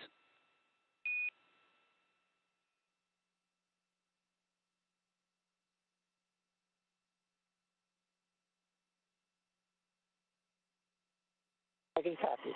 And with that call,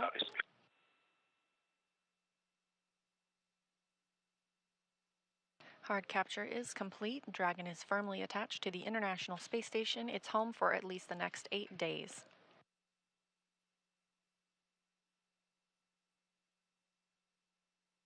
NASA astronaut Woody Hoberg on the space station side will now move into preparing the hatches for opening.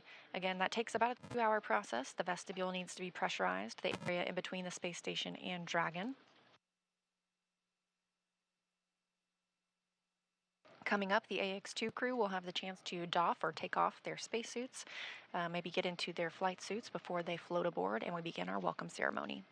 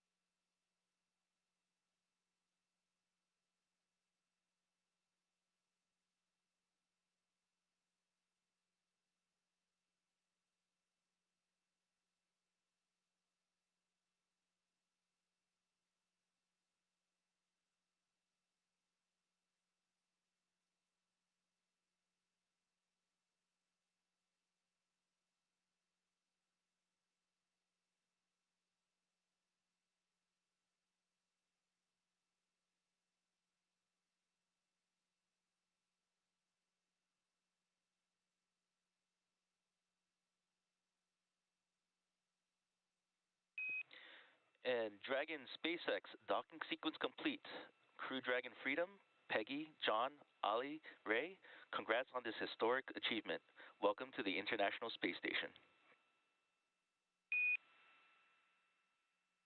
Thanks. We really appreciated flying with SpaceX. It was a lovely ride, and as I mentioned, it was the softest docking I've ever felt. Very well done. Thanks to everyone for getting us this far. Thanks, Peggy. We do aim for excellence, and on behalf of SpaceX, it's been a pleasure working with you. And just a little bit of trivia for you, this was the fastest launch to dock time for a Crew Dragon, beating our previous record from Crew 4 by just 9 minutes. Ground will be enabling hardline power and comm connection shortly, and you are good to doff suits per procedure 4.012. Ground will be taking cameras external. Copy 4012 in work.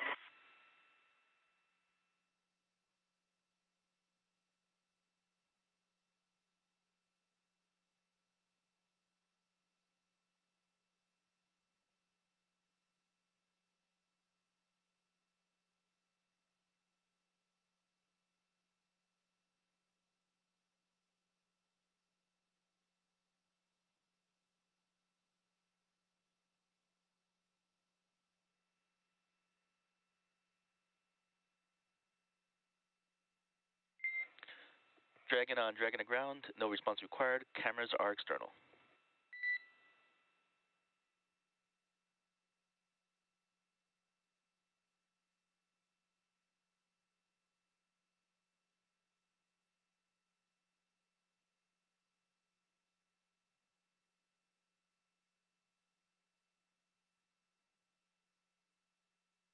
Now that all the hooks have driven and the soft capture ring has been stowed, docking is officially complete. The crew is go to doff their suits. That's why the teams on the ground have told them that the cameras are not live at this time inside the cabin. Again, we still do not have video from the International Space Station at this time. It looks like we'll regain shortly. The space station itself is in an orbital nighttime, now flying 261 statute miles over the Pacific Ocean. Again, docking this morning at 8:12 a.m. Central Time. As noted by SpaceX, the fastest docking on record for a crew launch to the International Space Station on Dragon.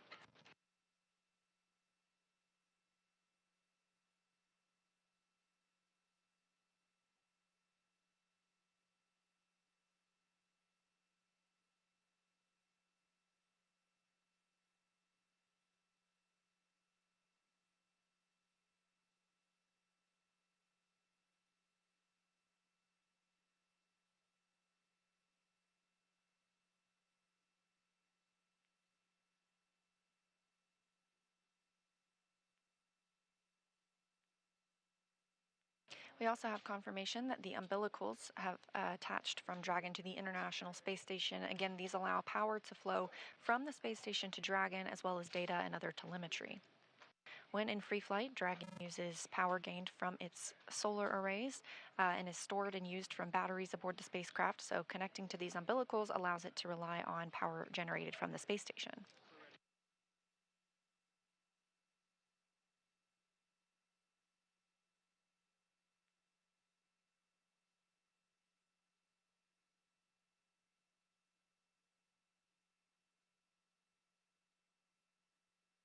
We'll stay live now that we have docked until our welcome ceremony, standing by for the start time for that ceremony.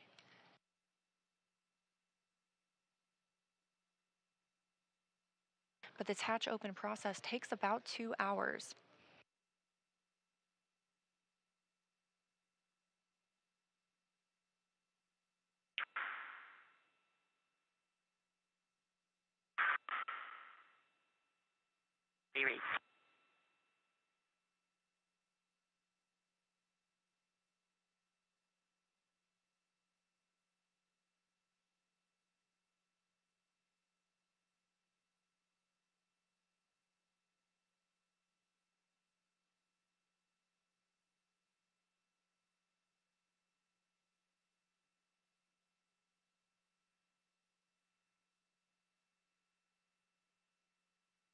A look ahead at the steps that will be happening over the next couple of hours. Again, Woody Hoberg, NASA astronaut on the space station, is prime for these operations and bringing the Ax-2 crew on board.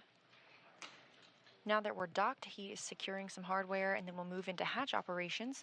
First, he will open the large hatch at Node 2 Zenith. That'll give him access inside the pressurized mating adapter. He will then help pressurize the vestibule. That's, again, the small space between the hatches on Dragon and the space station. Of course, this was previously exposed to a vacuum prior to docking. We need to fill it with air, make sure its pressure is nearly equal with the atmospheric pressures on Dragon and the station. Tom check on the cabin mic.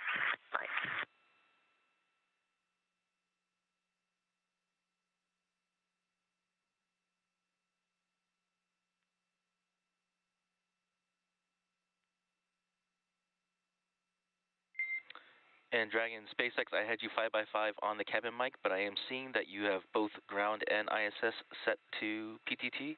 Please set it to only the big loop.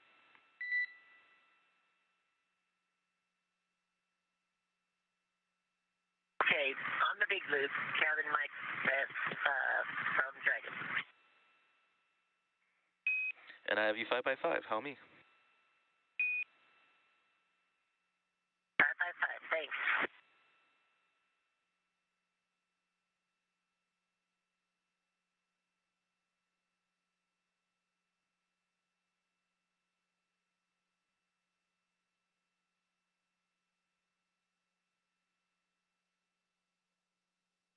Station on 2 for PMA 3 ingress part, step 1. Houston is with you on 2.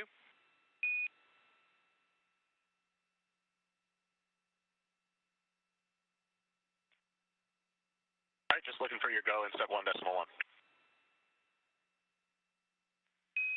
Stand by 1, and we are checking on that now. Station copies.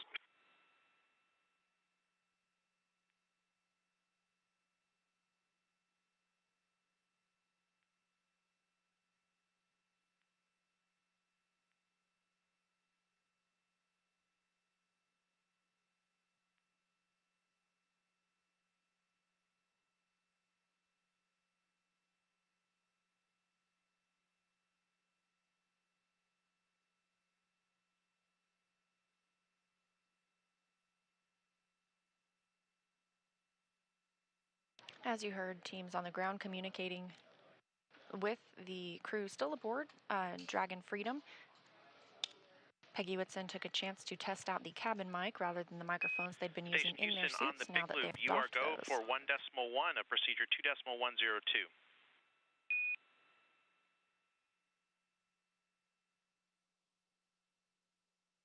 Copy, go in step 1.1 of 2.102.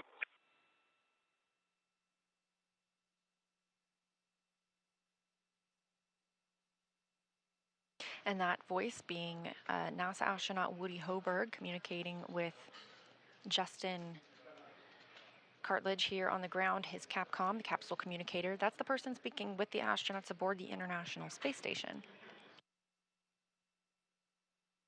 Woody is now stepping through some procedures, including he will get access inside the pressurized mating adapter and then pressurize the vestibule. We want to make sure the pressure is almost equal with the pressures on board Dragon and the station. He'll use a small valve on the station's hatch to slowly introduce air into the vestibule. Flight controllers here in Houston will monitor the pressure and temperature readings inside and verify that everything is leak-free before we get ready to open the hatches. Again, it's about a 2-hour process to get everything pressurized and checked out before we open the hatches. And following that hatch open, we'll have a welcoming ceremony with all 4 Ax-2 astronauts, as well as our 7 crew members living aboard the station. So if it's not too early for you to do some math, yes, that is 11 people that'll be living aboard the International Space Station for at least the next week.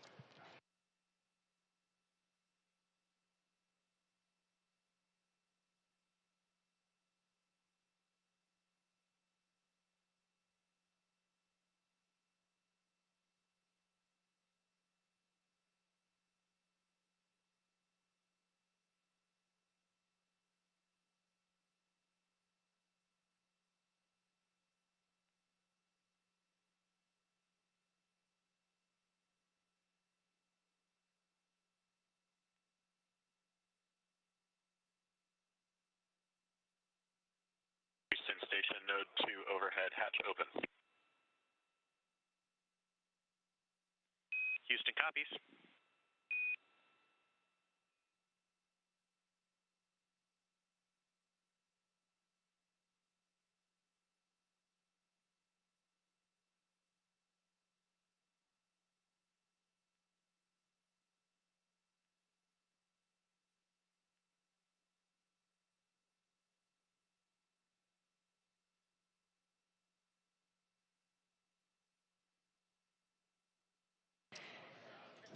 Again, we are live covering the arrival of the Ax-2 crew to the International Space Station. This is the second private astronaut mission that has visited the International Space Station following Axiom 1 flight last year.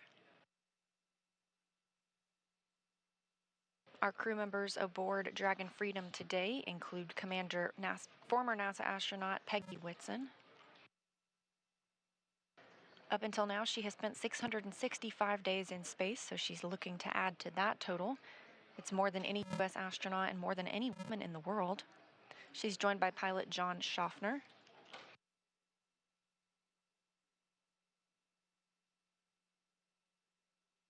And the 2 mission specialists representing the Saudi Space Commission are Ali Alqarni and Rayyanah Barnawi.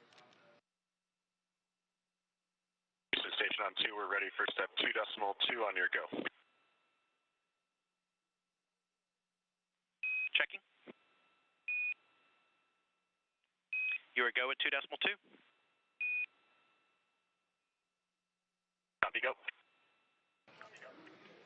As we hear NASA astronaut Woody Hoberg stepping through the procedures with the grounds go, he will begin pressurizing the vestibule shortly.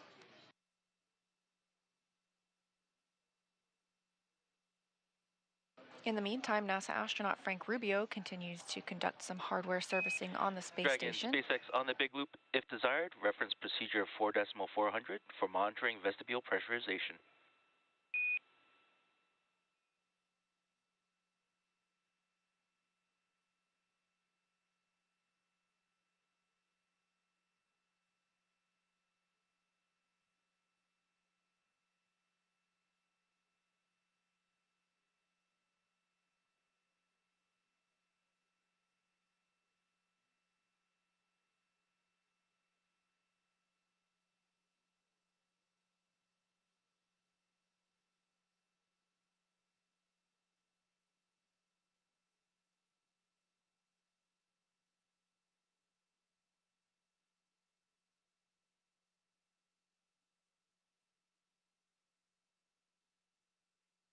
Confirmation from teams on the ground that vestibule pressurization has begun. Again, this is the small space between the Dragon hatch and the space station hatch.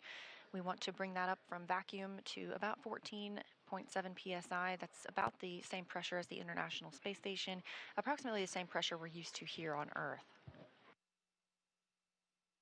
Astronauts on the space station live in a mixed nitrogen-oxygen environment, again, very similar to what we have on Earth. And Dragon Station on the big loop, no response required.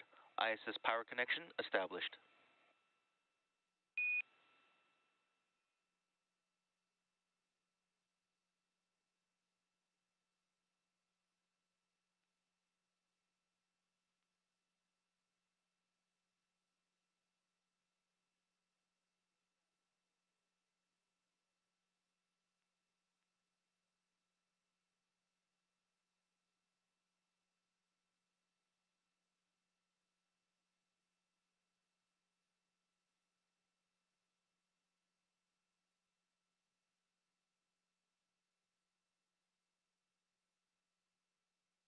Station on 2, step 2.4, A-pass pressure equalized at 13:39 GMT.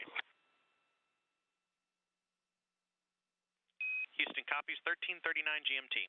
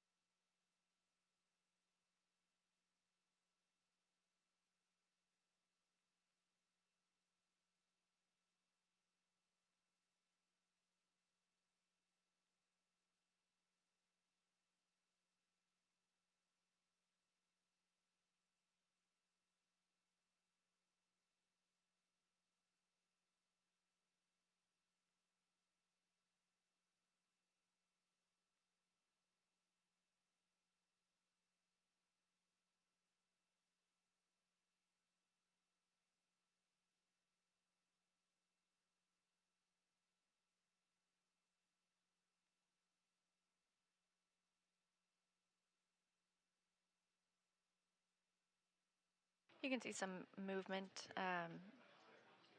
and we have our view back of Dragon.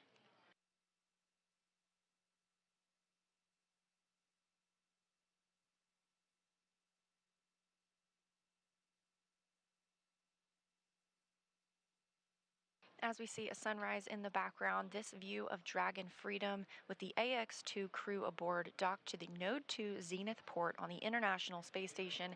Again, that docking coming at 8:12 a.m. Central Time.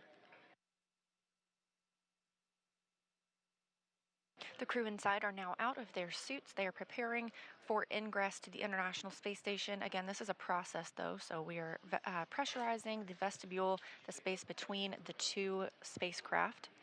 And if you see some color changes, that's because the International Space Station and Dragon are now flying into an orbital sunrise. They are 268 statute miles over the South Pacific Ocean. Now that they're docked, these two will travel 17,500 miles per hour together, seeing 16 sunrises and sunsets a day. So the Ax-2 crew is certainly in for a treat for their planned 8-day stay.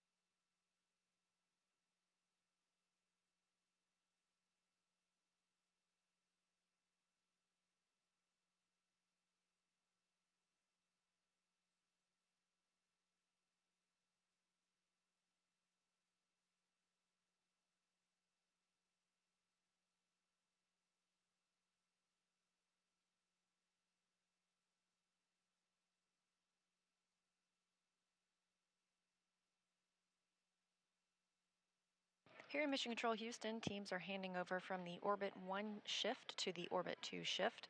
We have had Marcos Flores as our flight director this morning. He will be handing over to Vincent Laporte.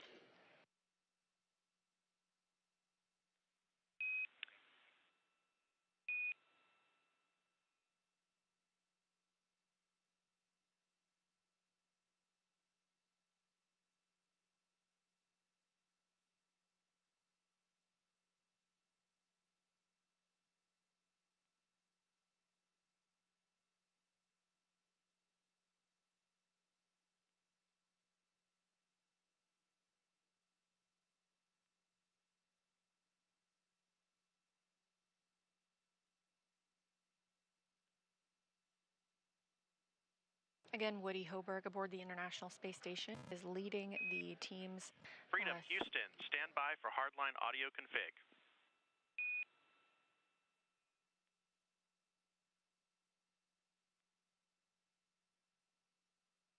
Freedom is standby.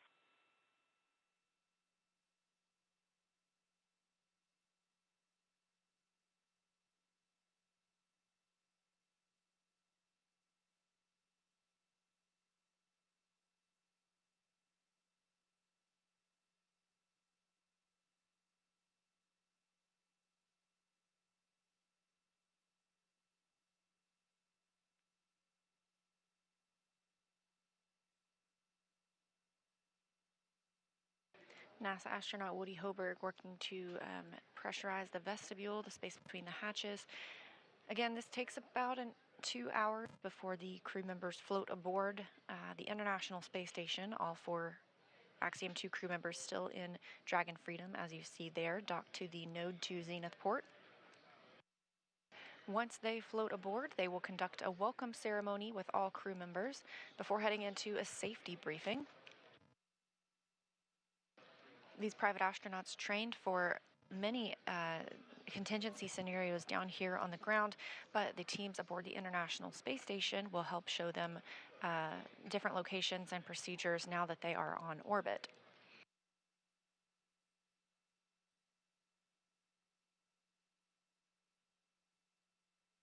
Later today, the Dragon Freedom crew will work to transfer some cargo from Dragon to the International Space Station. That includes some of the scientific research they'll be doing this week, as well as hardware or food needed.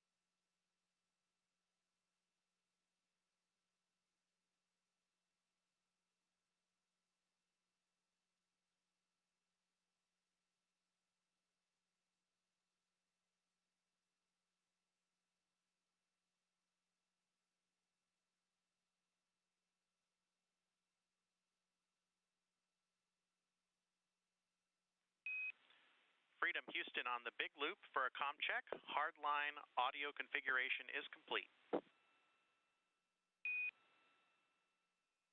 Freedom has you loud and clear on the big loop hardline.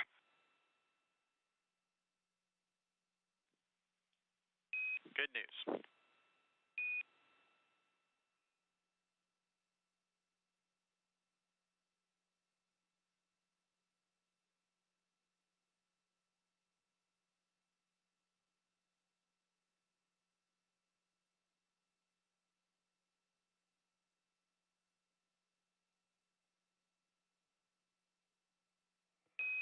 And Dragon SpaceX on the big loop, permission to come on board with cameras.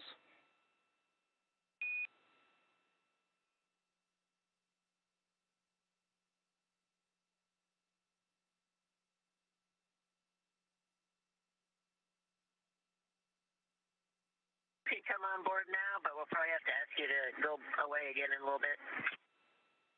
Welcome aboard. Copy that. We'll keep them exterior until you're ready.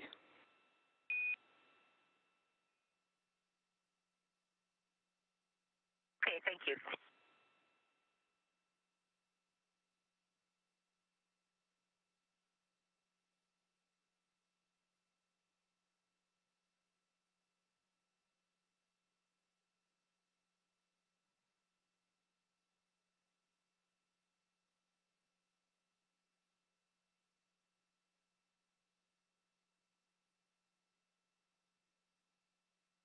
Recently, you heard a call from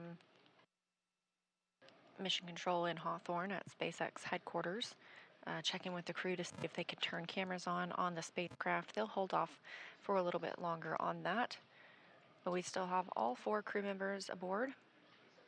It has now been 41 minutes since they docked to the Node 2 Zenith port, making their official arrival at the International Space Station.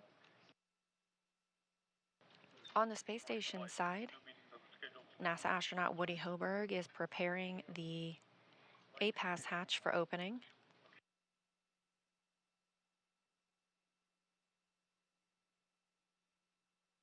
And SpaceX Dragon on the big loop, just to let you know, we've got all four suits drying. The shortest timer is at passing 7 minutes right now. Copy all, 4 suits drying, and 7 minutes have elapsed.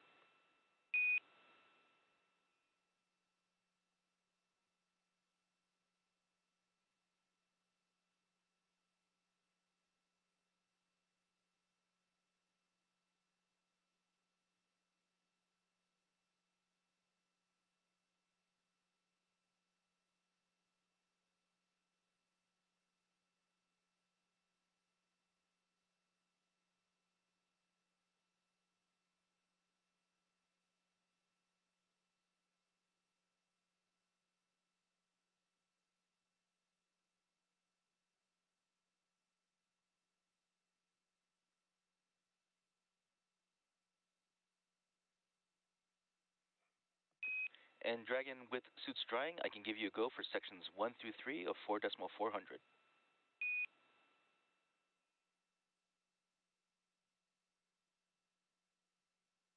Copy 1 through 3 of 4.400.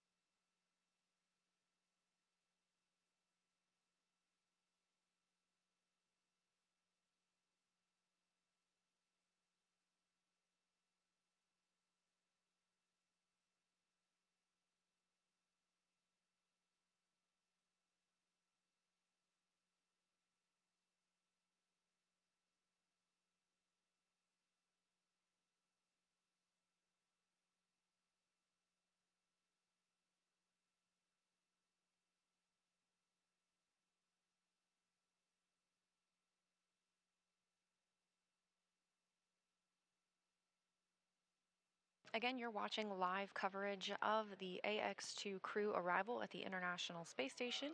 The crew docked Dragon Freedom to the Node 2 zenith-facing port this morning at 8:12 a.m. Central Time. Dragon, And that this view is Ray for food inventory and water inventory. Copy that, Ray. Ready to copy for inventory.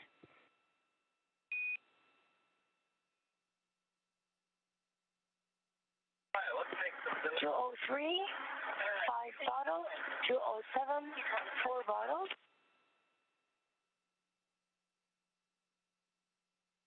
For food, 305, 1 meal and a snack. 313, 1 meal and a snack. 307, 1 meal and a snack. 315, 1 meal and a snack.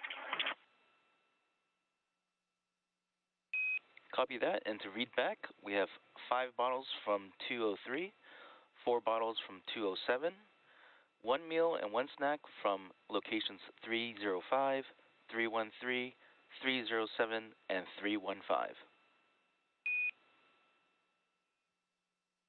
Good copy. Thank you. Thank you.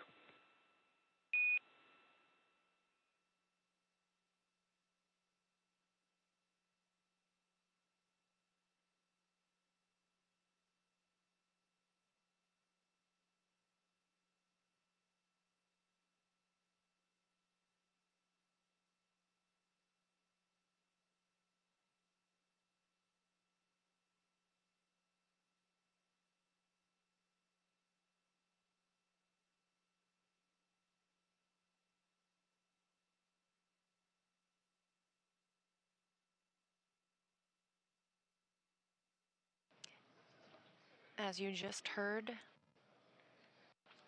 Saudi Space Commission astronaut Rayyanah Barnawi reporting out the inventory aboard Crew Dragon.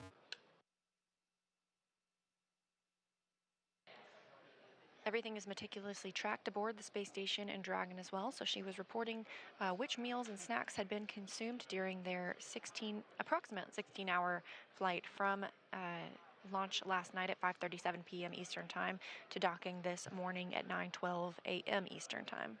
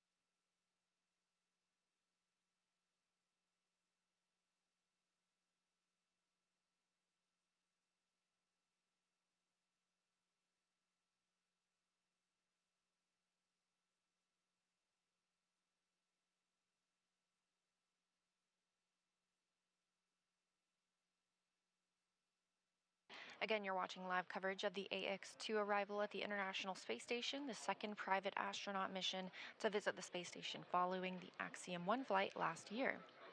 Currently aboard Dragon Freedom, which you see on your screen, attached to the station's Node 2 Zenith port, are Commander Peggy Whitson, pilot John Shoffner, and mission specialists Alqarni and Rayyanah Barnawi.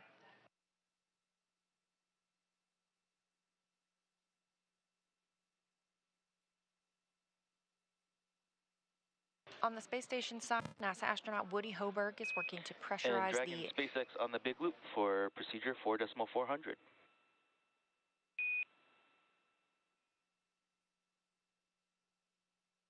Go for 4.400. Hey, so we're getting close to finishing the leak check, but you have a go to perform Section 5 for the dock waste system configuration.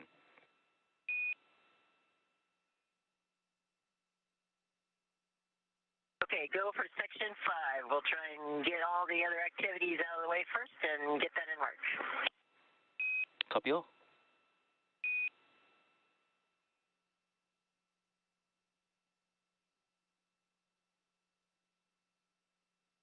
We heard Peggy Whitson earlier say that the crew has doffed their suits. They are now in probably their flight suits ahead of heading into the International Space Station. We're expecting that around 10 a.m. Central Time for those hatches to open.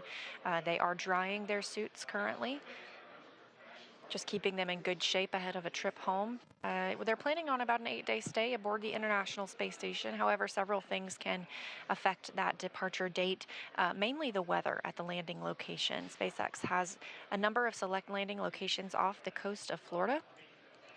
And we watch for things like wave height or wave cadence, as well as wind speeds, to ensure that the crew have the safest and most comfortable landing possible.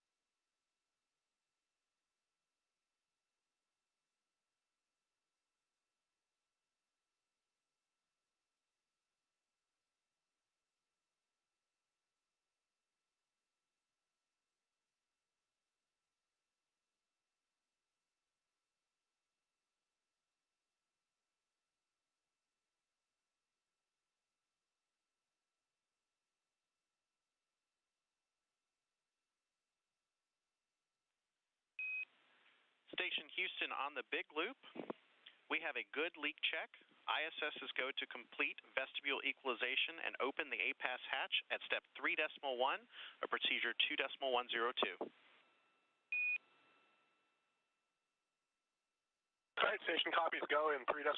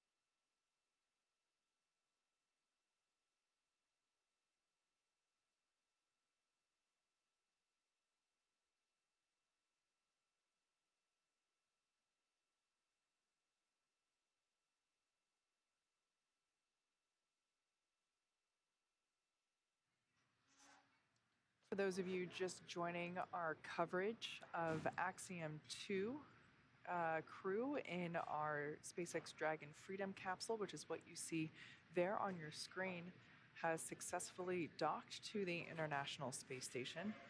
In fact, we had a new record time for SpaceX operations. We actually beat the Crew 4 record from liftoff to soft capture. Our record time now is about 15 hours and 35 minutes from liftoff to soft capture. So basically the most efficient and fastest transit to the International Space Station from Pad 39A.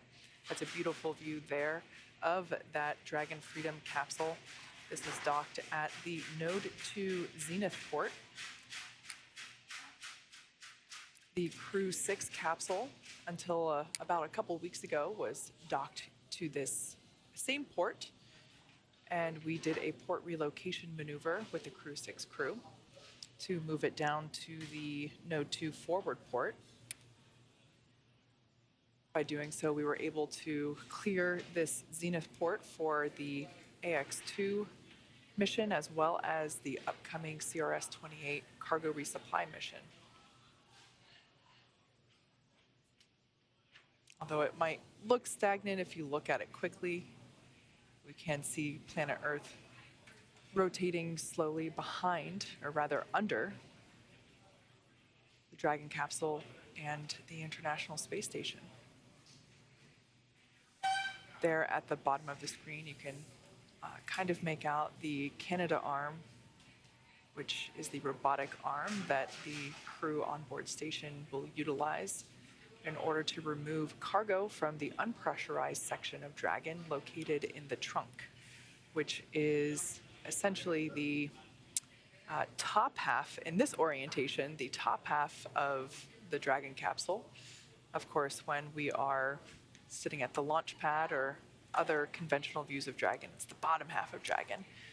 But really, it's that half black, half white cylindrical portion of Dragon that we see there. This view is also great because you get a really clear view of the nose cone and all of the hardware that the nose cone protects during the launch phase.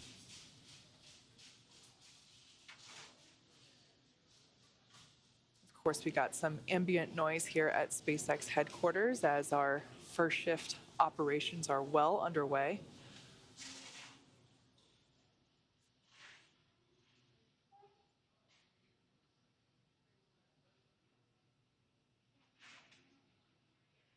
During the ascent phase, that nose cone will be closed, and that protects the forward hatch as well as the forward bulkhead Draco thrusters.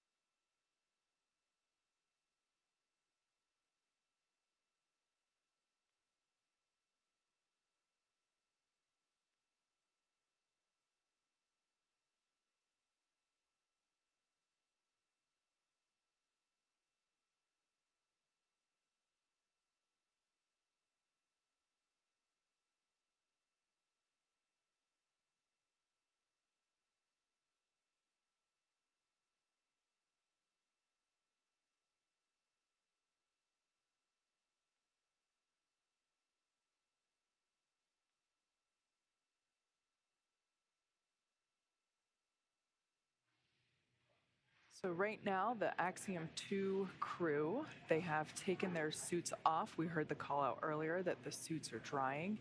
And as you can see, the Dragon capsule is docked, and they have completed pressurization of the APAS hatch. So we are making great progress.